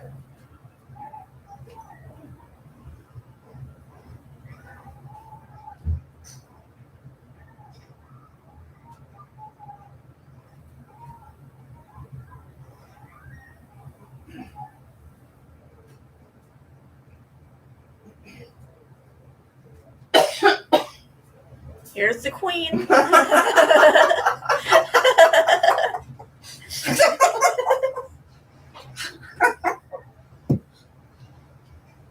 It hails in Michigan, Nancy? Wow. Really? Yeah. Everywhere seem like they're getting snow, and we're not. It's going to be 57 here tomorrow. Yeah, it's been like that for the past few years, it seems like. I want snow. Mexico. Right here tomorrow. 50.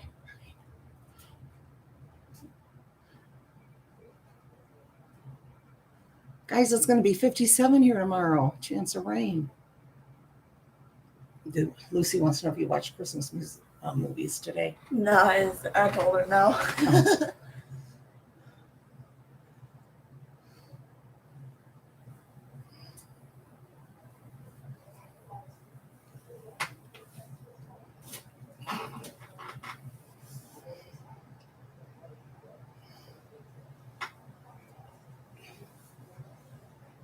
Yeah, the weather is sure changing.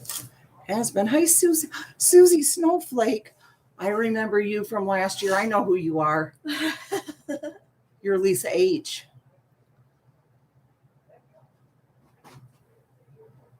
I know you are. I remember now. You did this last year.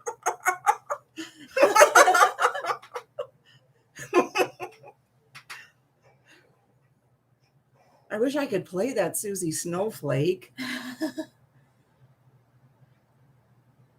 And Hard Rock Coco and Joe. Ooh, another super chat. Thank you. I should have had a V8. Thank you. Nope. Please no more because I want to just feel normal. Thank you. I do appreciate it though. It's very sweet. I remember as soon as I saw that, I remember you doing that now. I totally forgot because we were talking about it. Remember?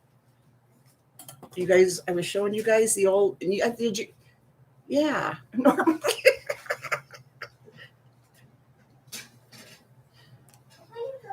Yeah, right?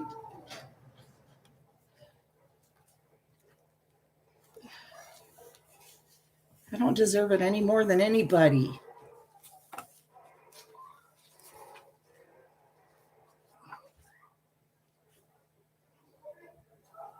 You want me put these. Okay, So Virginia. Barbara doesn't get into them.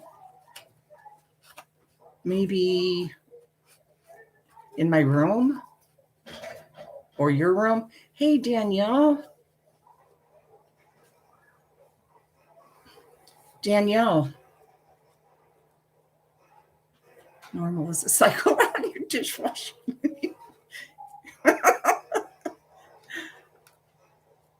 Merry Christmas, Danielle. Do you remember Susie Snowflake, Danielle? I bet you did. And we're here, so you deserve it. Blah, blah, blah. Thank you. Are you all done now, Danielle? You got all the presents wrapped and everything? There you are again.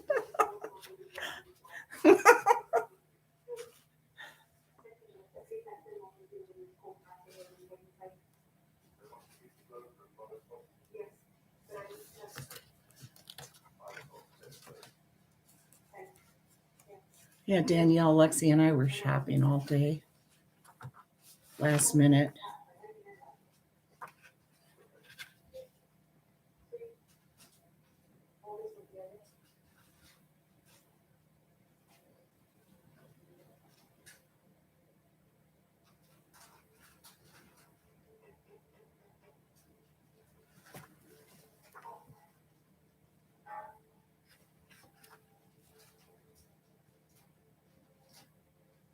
Okay, well, we might have to read a few sad ones now.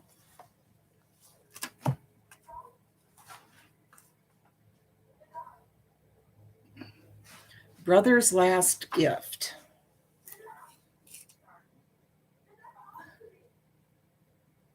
As I remember, it was September 1942, and the nation had been at war for almost 10 months. My older brother, Oliver Marion Ramsey, who had graduated from the U.S. Naval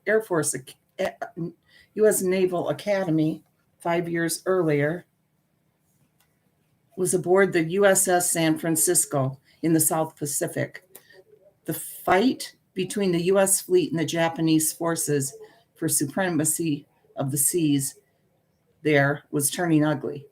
At Christmas time, Marion, as we called him, always remembered his 3 younger siblings and parents back on the farm in Wisconsin.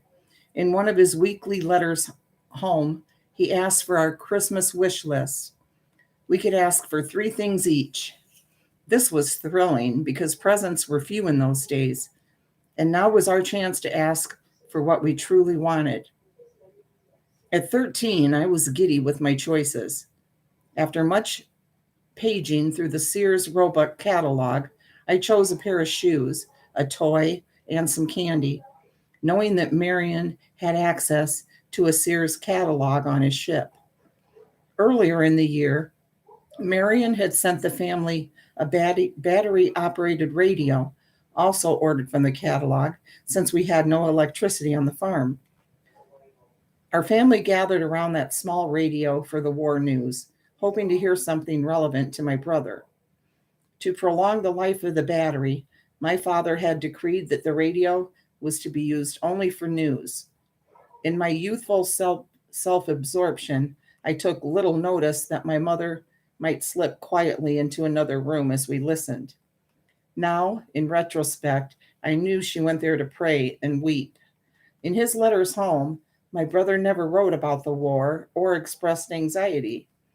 Only once did he hint at it, writing, "We've jumped out of the frying pan into the fire." He could have been referring to the time around October 13th, when a major battle in the Guadalcanal campaign was on. Or perhaps he meant the time the San Francisco was disabled in battle and he was transferred to the USS Atlanta. By this time, Marion was part of the Rear Admiral Norman Scott's flagship command crew. And then an early morning clash on November 13th in the Third Naval Battle of Guadalcanal.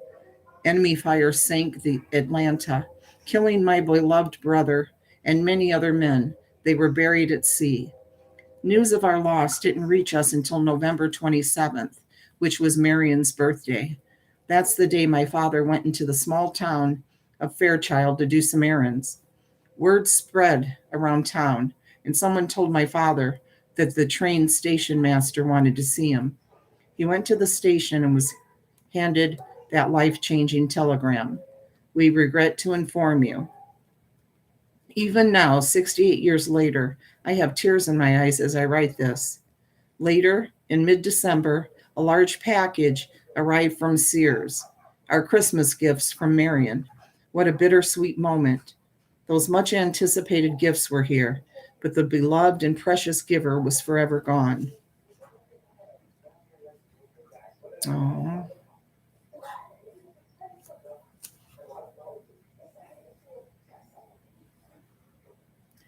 Here's the wish book too, like it's the one that we had that I was showing you guys.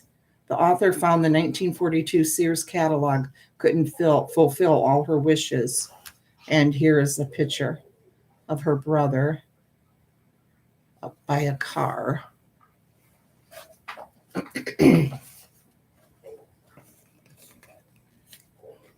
Here's the catalog.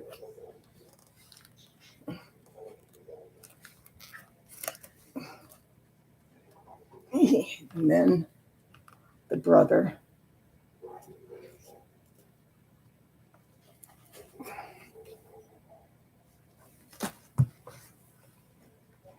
It would be so sad to receive those after, but you'd be glad to get them too, of course.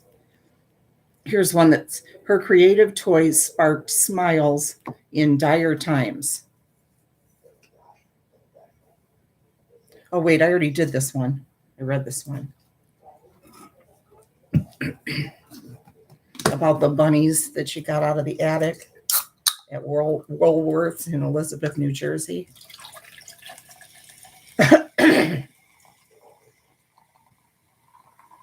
Rudolph's red nose, how cute.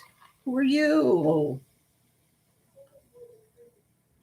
Do we know you, Rudolph?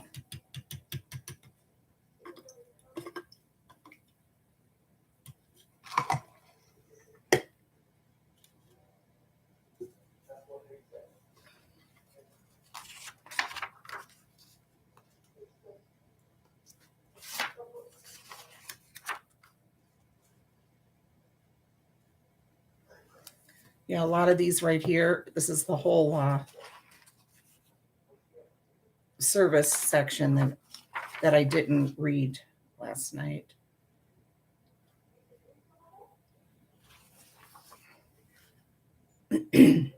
No greater wish. In December 1945, my only brother, Leo G. Nash, was in the Navy. He had enlisted a few years earlier at age 17. I was just a little girl who desperately wanted her brother home for Christmas, and I had been praying for weeks that Santa would bring him in his sleigh on Christmas Eve. No more. He scoots. No, I didn't, did I? Wait a minute. Are you Nancy, who Carolyn said I shouldn't yell at or something? Are you joking?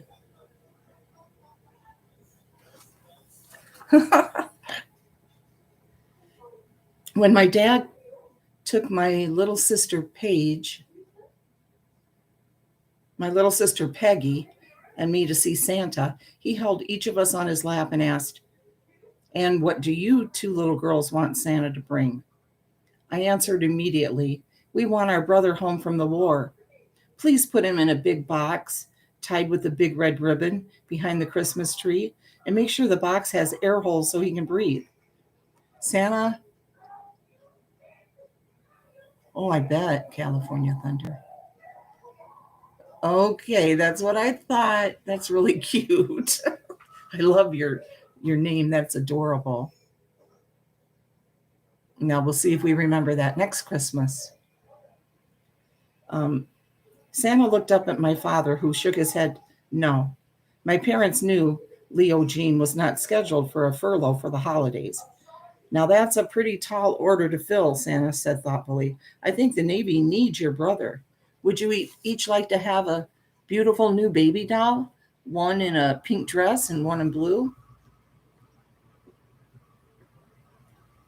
Little Peggy was wide-eyed with the delightful prospect of a new doll. A big smile spread across her pretty face, and she nodded yes. But I gave her a good firm poke in the arm and said, "No, we don't want dolls. We want our brother." "Yes, we want our brother," Peggy echoed dutifully.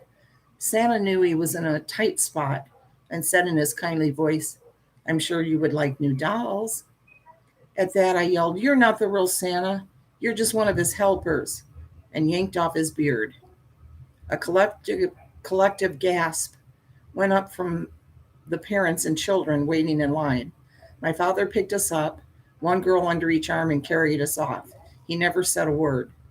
What we hadn't realized was that Leo Jean did get a leave, and he arrived home on Christmas Eve after almost 6 days traveling by train from Seattle to Chicago. Joy of joys. But he had used up his leave trying to get home and should have returned to duty Christmas Day. There was a terrible ice storm, and travel was at a standstill, so it took him another 5 days to get back, and he was AWOL. The Chicago Tribune ran a photo of the throngs of people stranded in Union Station. My brother cut out the photo and the article and took them to his superior officer as proof of his situation, but it didn't help. He was busted from coxswain to seaman. He said it was worth it though, because he hadn't made it home the year before. And so that Christmas, Leo Jean wasn't in a big box with air holes. He was in his sailor suit, standing next to our Christmas decorated tree. My two little sisters, Peggy and Kathleen, and I jumped into his arms and hugged and kissed him. My brother was home for Christmas, even if it was only for 24 hours. The real Santa had indeed come through. From Kenlin Nash Demeter, Sugar Grove, Illinois. Here's a picture of them.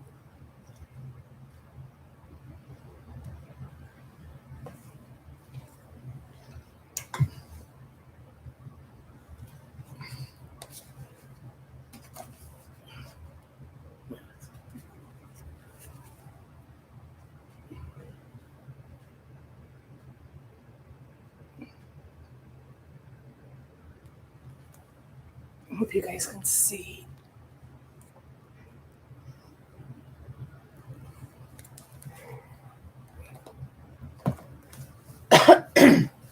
Hi, Eva Paul.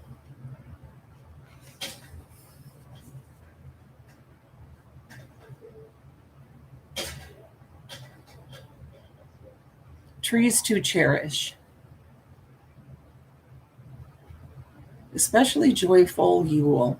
Because of the scarcity of so many items during World War II, we made our Christmas ornaments in 1945 by cutting and fitting tin can lids together and brushing pine cones with starch. In this Christmas morning photo, our 22-month-old son, Douglas, intently examines a new toy. His doting mother, Yvonne, an equally proud father, an Air Force lieutenant, look on in front of the hand-decorated Christmas tree. With VJ Day behind us, it was an especially joyful Christmas at our small military area house in Warren Robins, Georgia, near Robbins Field. From Emmett Moore, East Point, Michigan. And I'll show you that picture in a minute. There's one here of Sailor Man, Andrew Saucy, shown in his Navy days, hopes that someone from the family mentioned in his story at Wright will see this and consider it a second thank you. His story is a visit with all the trimmings. While waiting for a train in Columbus, Ohio, we 80 soldiers were given a 4-hour liberty to browse around the city in December 1943.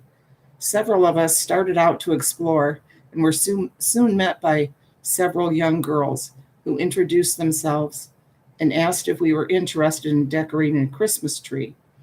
We agreed and took a short walk to the home of one of the girls. Her parents greeted us warmly, and after we chatted with them for a while, we were shown the tree. With the help of all the girls, we quickly trimmed the tree. The family treated us to drinks and goodies, and we had a wonderful visit. I often wonder if these nice people remember us as fondly as I remember them. He's from Gardner, Massachusetts.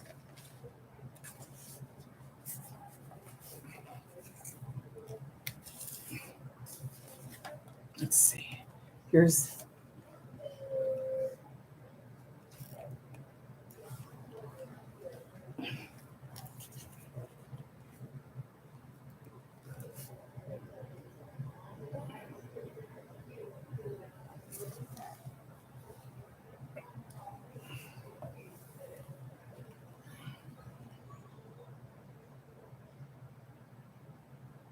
oh, good. I'm glad. I should have had a V8. That's great. Glad it could help you. Okay, a tree for homecoming. My brother Jim Holzman, serving as an Army paratrooper in the Pacific, was in the thick of many World War II battles. He said he never really expected to survive, but survive he did, even after a daring parachute jump behind the lines of a Philippines prison. When the war ended, Jim was sent to Japan as part of the occupation force, but he wrote that he expected to be home by Christmas. Mother went out. I keep losing that thing. Here it is. Mother went out and bought the biggest tree she could find and decorated it with all the lights it would hold. We waited and waited. Christmas of 1945 came and went, but Mother was determined to leave the tree up until Jim came home. Pine needles were falling all over the rug, and the tree began to look like a brightly lighted skeleton. Finally, Jim wrote that he'd arrive on January 28th. We sat by the phone waiting for his call, but Jim, not wanting any big fanfare, decided to walk the mile home from the train station. When Mom saw my brother walking down the street, she ran down the block to welcome him with open arms and tears in her eyes. Dad yelled to turn the tree lights on, so Jim's first sight as he walked in the door was a scraggly old tree. But the shine from any tree at all would have been nothing compared to the shine in our eyes when we saw Jim home at last. From Betty Woodward, St. Joseph, Illinois. Thanks for the memory. You were born in Massachusetts? F-I-R. Thanks for the memories. On Christmas 1944, I was at a naval base in the Philippines when my inventive father sent me a Christmas tree in a small wooden cheese box. The box actually contained a number of small Douglas fir boughs with instructions on how to make a tree from a short piece of broom handle. I drilled holes into the broom handle, fastened it to a block of wood, then stuck the boughs in the holes. It made a small but pretty good tree. And the best thing was the boughs had been so tightly sealed in the box that they still gave off that wonderful aroma. Guys came from all over the island just to see and smell that tree, to bring back memories of home. From George Bostwick, Hood River, Oregon.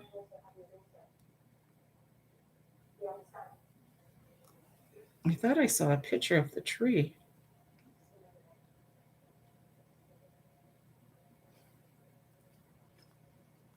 Christmas in the South Pacific. On Christmas Eve, 1945, the carrier USS Bonhomme Richard was off Leyte Gulf in the Philippines between magic carpet trips of returning troops from the South Pacific back to the States. There were mixed emotions from the crew. The war was over, and we were eager to get back to our families. The signal gang below was able to make the best of the situation, however. We made a Christmas tree from coat hanger wire, then decorated it with Christmas cards and gift wrapping from the packages we received from home. The tree set up in our sleeping quarters became quite a holiday attraction for a lot of homesick sailors. From Bill Kearns, Boston, Massachusetts.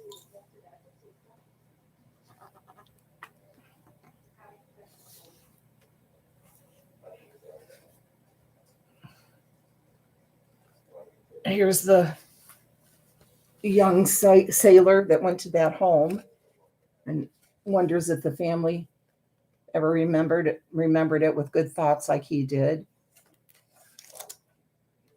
And here's all those sailors on their way home where they made the tree out of Christmas cards. Hi, Robin Lane. Love you too, Robin. Merry Christmas.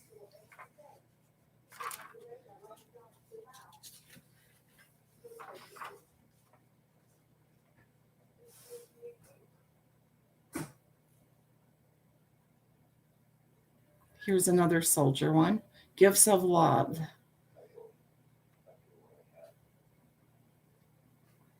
A present from Daddy. It was February 1945, and my father, Staff Sergeant John E. Sharp, was in Germany.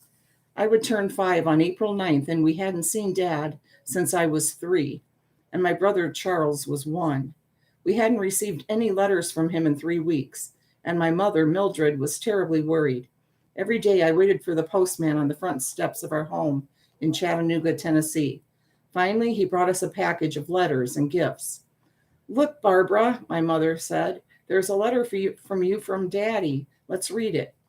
Dear Princess, the letter began, I was so sad to learn that you were so happy on Christmas because you thought I would be home with you. I would have been there if I could have, but we can't get any leave to come home to see our families. But I make you a promise that if I possibly can, I will be there next Christmas. This war is coming to an end, and I can't wait. I want you to know that if I can't be there, Santa Claus will be there for me. I have sent you a present for your birthday and one for Charles. Do not open it until your birthday, okay? If I am not with you on Christmas, have your mother read this letter to you. Remember that I love you bushels and baskets. Love forever, Daddy. A few weeks after our birthdays, my father was shot while saving the life of a fellow soldier. My mother was notified that he was missing in action, but it wasn't until the end of summer that we received a telegram confirming he died April 24th, 1945. My aunt came to live with us, but our home was a sad place. My mom, devastated by my dad's death, finally got out of the house and went to work, but it seemed like ages before she became our sweet, smiling mother again. Then came Christmas Eve, 1945. Charles and I were in our beds when we heard something on the roof that sounded like bells and footsteps. A few minutes later, Mom called both of us to come to the top of the stairs. Look, I yelled at Santa. There in the front hall stood St. Nick. Hi, Barbara and Charles, Santa said. Have you been good little children? I know your father couldn't be here with you, so I am here for him. Well, I have to go. There are so many little children for me to see. Merry Christmas, and go back to sleep so I can leave you some presents later. The visit from Santa was our last Christmas present from our father. Later, my mother told me that the package Daddy sent early that year had included a note to our teenage neighbor asking the young man to do him this favor if he didn't get home. Because Charles was so young when our father died, he had very little memory of him, and I mostly knew Daddy from photographs and stories shared by my mother and other relatives and friends. He was a well-loved and respected man. From Barbara Sharp Martin, Powder Springs, Georgia. Give me a kiss. Good night. Kind of busy right now. Yes, good night. Good night. I'll be in there shortly. Yeah. Yeah, this past starts early tomorrow, so I know. I think all these presents or whatever, whatever. Yeah, we'll figure it out. Well, I want to find me there too. Okay. Okay, good night.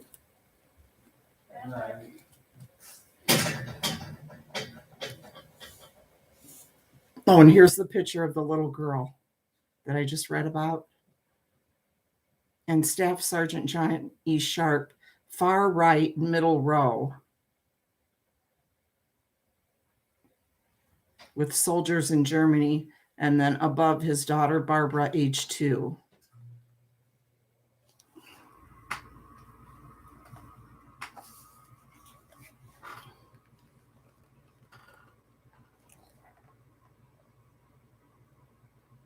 Rudolph's red-nosed Nancy.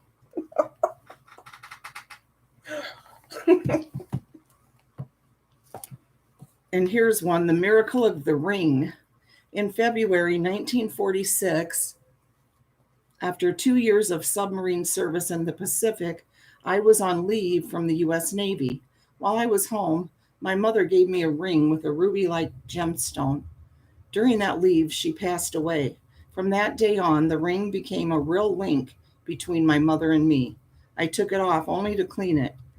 I was discharged from the Navy in 1947. By 1952, I was working as a firefighter for the city of Dayton, Ohio, and for a landscaping company on my days off.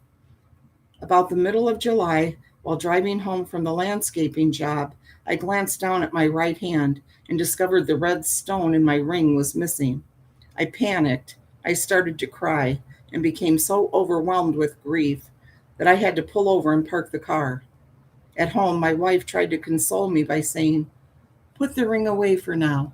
When we save up enough money, we can take it to a jeweler and you'll have the stone replaced." Later that year, the owner of the landscape company called and asked if I would come in after Thanksgiving to help set up a shipment of Christmas trees for display. When I arrived, the trees, tied in bundles of 4, had to be unloaded in an area where we typically load up our tools on the trucks to go out on the day's work. I took one bundle from the pile, placed it on the ground, and started to cut the twine. As I cut the last piece of twine at the top of the trees, my knife hit the ground, and I thought I felt a piece of gravel. Suddenly, I saw a flash of red. I parted the stubble of dry grass, and there was the lost stone from my ring. It was a miracle. Wow. We took the ring to a jeweler to have the stone remounted. It's been reworked one more time since then, so the stone will not get lost again. That wonderful gift from my mother holds the fondest of memories, and I will forever cherish it. Richard J. Phillips Sr., Englewood, Ohio. And he still wears it today. He's got it here on his finger. Oh my gosh, that's something. Who would think he would ever find that?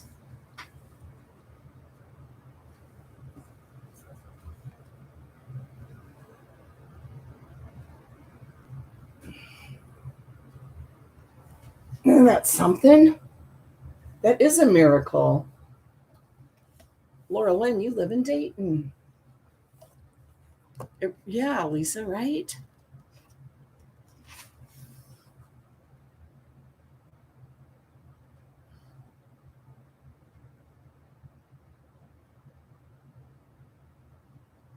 And here's a story from, it says, Best Present. Dean Harding McGarity with her husband, Stephen, at his mother's house in 1945.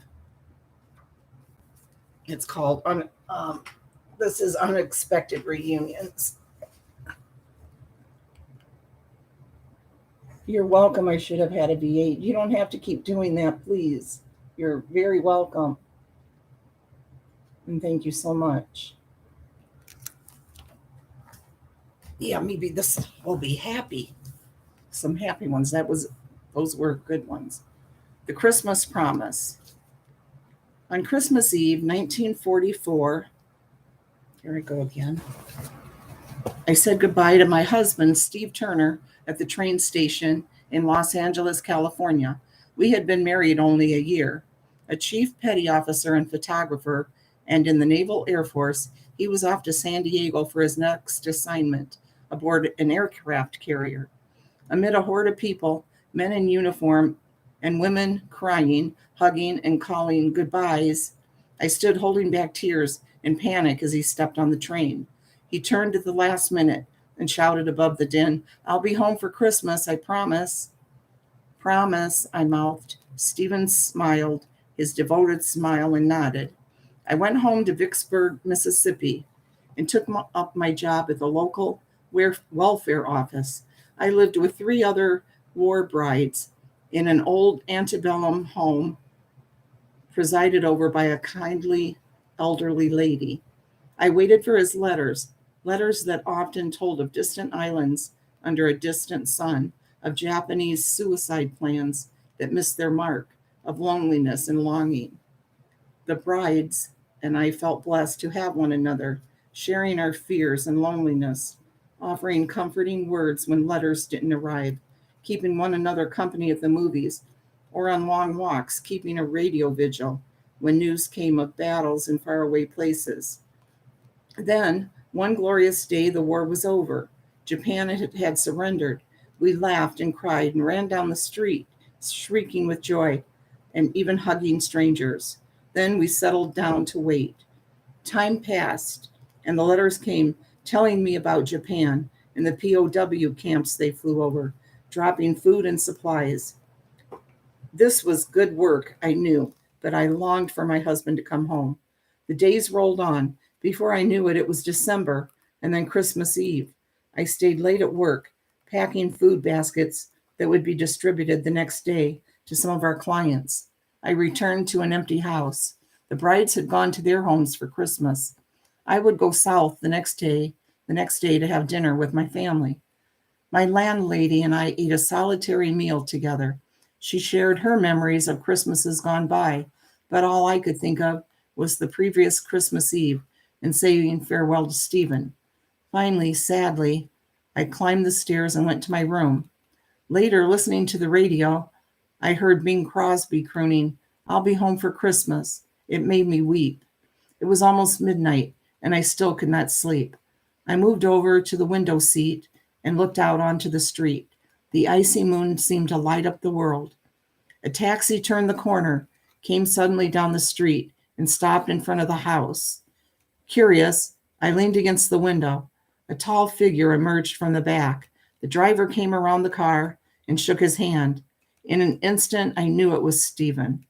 Forgetting my feet were bare, I ran down the stairs, out the front door, and down the sidewalk, not even feeling the cold concrete beneath my toes. He turned, opened his arms, and picked me up. I was laughing and crying. He asked the cabbie, "Will you please bring my bag into the house? This lady has begun to go barefoot in freezing weather." Then he whispered to me, "I promised, remember?" And the year we'd spent apart suddenly vanished like a melting snowflake. From Dean Harding McGarity, Duncanville, Texas. Boy, she's a good writer, isn't she? I really like that. Let me put this in really quick.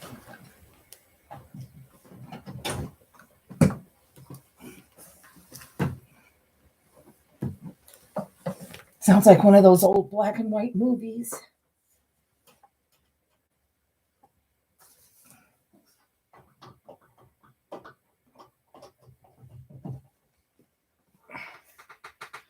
Brothers in Arms.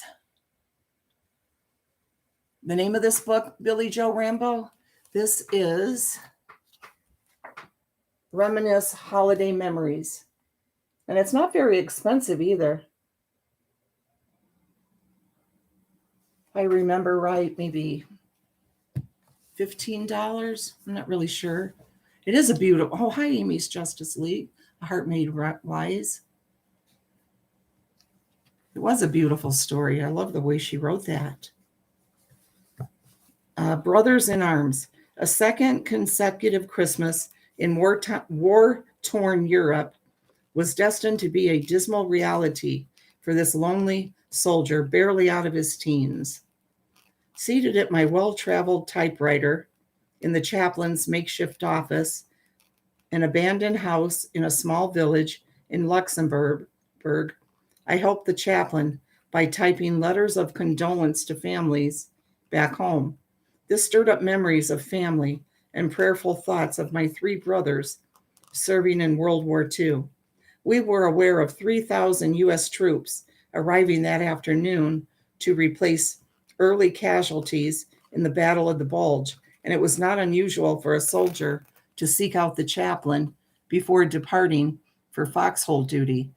Thus, one weary soldier who burst into the room received no more than a casual greeting. When the soldier called my name, a quick turnaround startled me into disbelief. The GI was my brother, Follis. In one happy moment, loneliness turned to joy.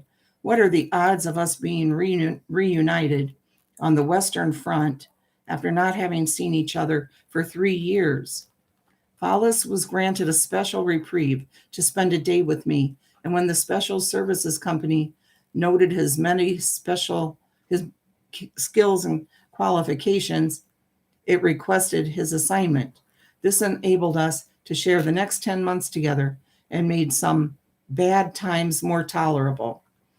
Christmas of 1944, burdened by the grim realities of war, was surely a time of wishes.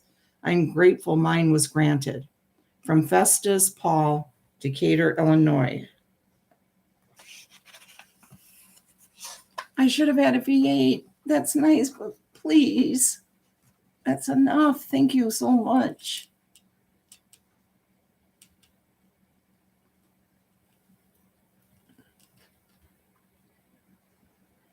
Let's see what time is it. It's 3:22 my time. Oh, till 3:33. The spiritual hour. Okay, 10 more minutes. Thank you, guys. Merry Christmas, everybody. Warmth on the Piedmont. GI gets a bit of southern comfort at Christmas time. By Vern Rees, Tacoma, Washington. In 1953, I was stationed at Fort Gordon, Georgia, with a group of GIs from my home state of Washington. The soldiers who had the resources to travel back home at Christmas time were given time off. Those of us who couldn't afford to go home were assigned 12-hour shifts of guard duty and furnace watch. Both of those jobs were equally unpleasant and grueling, walking for miles in freezing, pitch-black nighttime conditions and doing the dirty, back-breaking job of firing coal furnaces. Boy, the soldiers, all these soldiers have done so much for us, right? I should have had a V8. Please don't.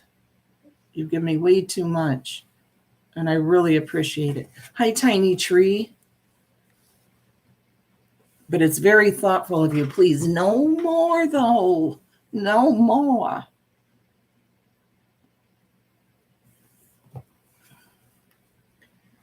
Let's see. Being away for the holidays was one of the loneliest feelings I had ever experienced, especially since Christmas had a deep religious and cultural significance for my Germanic family. 3 days prior to Christmas, I received a package of my mother's traditional baked goods and a surprise letter, an invitation to spend Christmas with our family friend, Elsie Wilson. She lived in Piedmont's region's rolling hills in central North Carolina.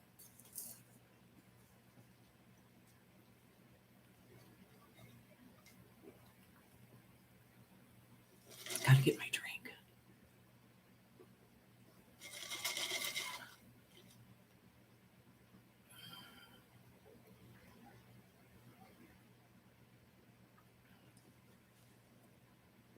Very thoughtful, but I would have stayed on anyway.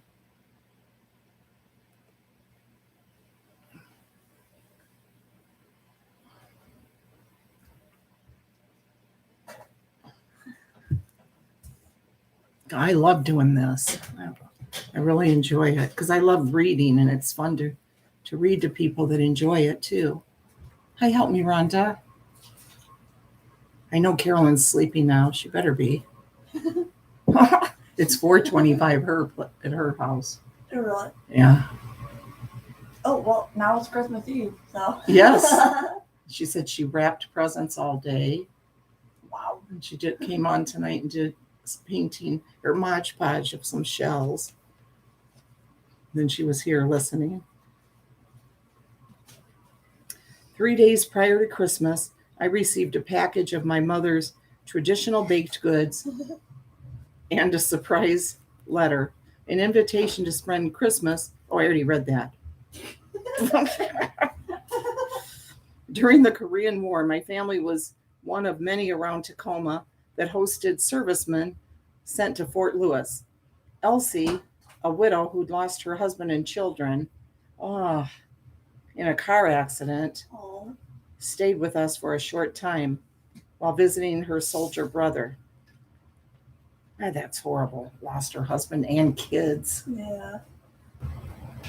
Fortunately, I was able to obtain a 3-day leave for a Christmas visit with Elsie and her new family. A long journey on a crowded bus ended in front of a rural country store in Wilsonville, near Charlotte, where 3 elderly men in bib overalls were sitting on wooden boxes. When I asked for directions to the George Wilson residence, one of the gentlemen stood up with his thumbs in the straps of his overalls and proceeded to slowly point out the residences of every Wilson in the village.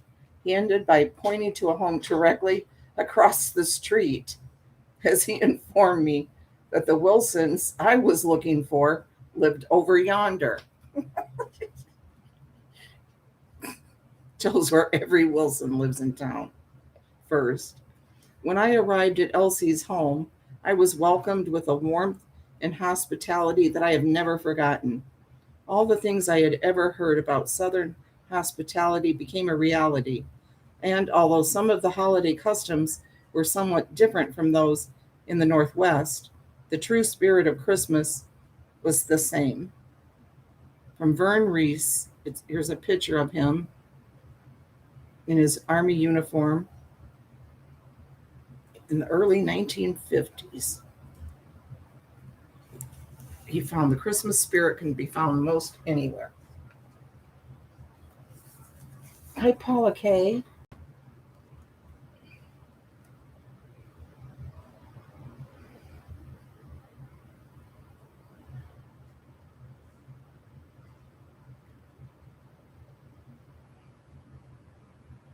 Oh, Danielle, thank you. I love you guys. I love you too. I love all of you guys being here and enjoying these.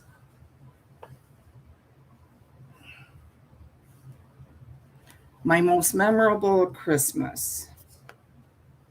While flying combat missions out of England in 1944, my bombardier and I were invited to have Christmas dinner with an English family at their home in Northampton.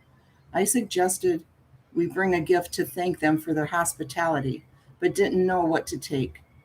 We had just begun to get a sun-kissed navel orange with our breakfast each morning, and I thought the fruit might be appreciated. So we both decided to save our orange each day to give the family. A few of our friends gave us some of their oranges too, so we had about 15 by the time we went to dinner.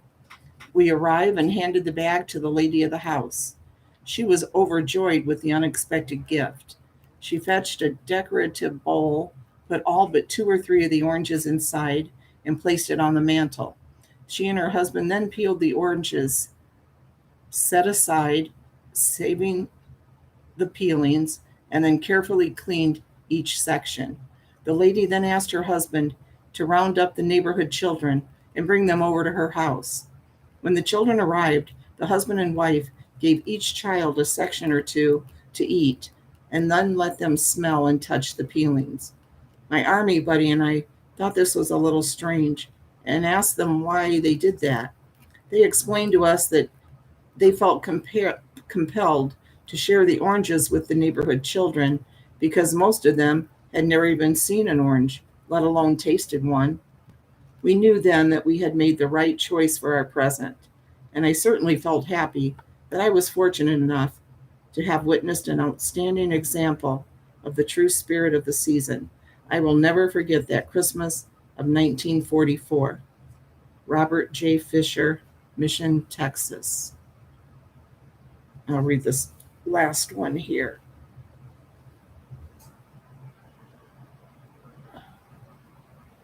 Love you too, a heart made wise. Love you too, Tiny Treat. I'm glad all you guys are enjoying it. Pre-holiday celebration.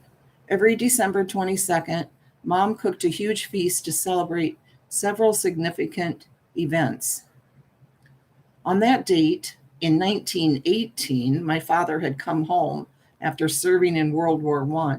A year later, in 1919, my brother Bernard was born. Years passed, and on December 22nd, 1945, Bernard came home from the Army after serving in World War II. This date was our pre-holiday gala every year from Vera Neyman, Staten Island, New York. Sergeant plays Santa. Just 10 days after we married, in April 1960, my husband Don received a draft notice. After basic training, he was assigned to Fort Bliss in Texas. I joined him there in late November. Our first Christmas dinner was unlike anything either of us had ever experienced growing up in southern Indiana.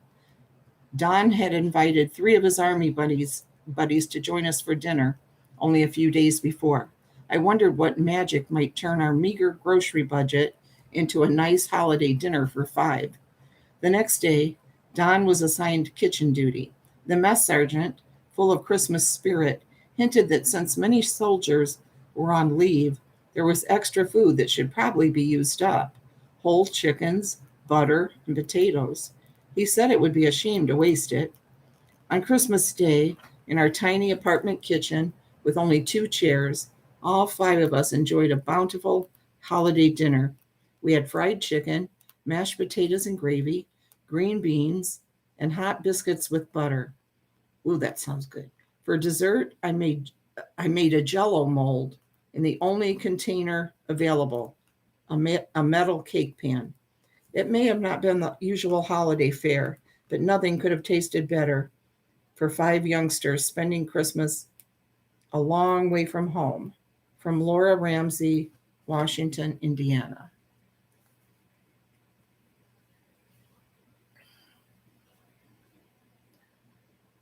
And with that, it is 3:33. I ended right on that.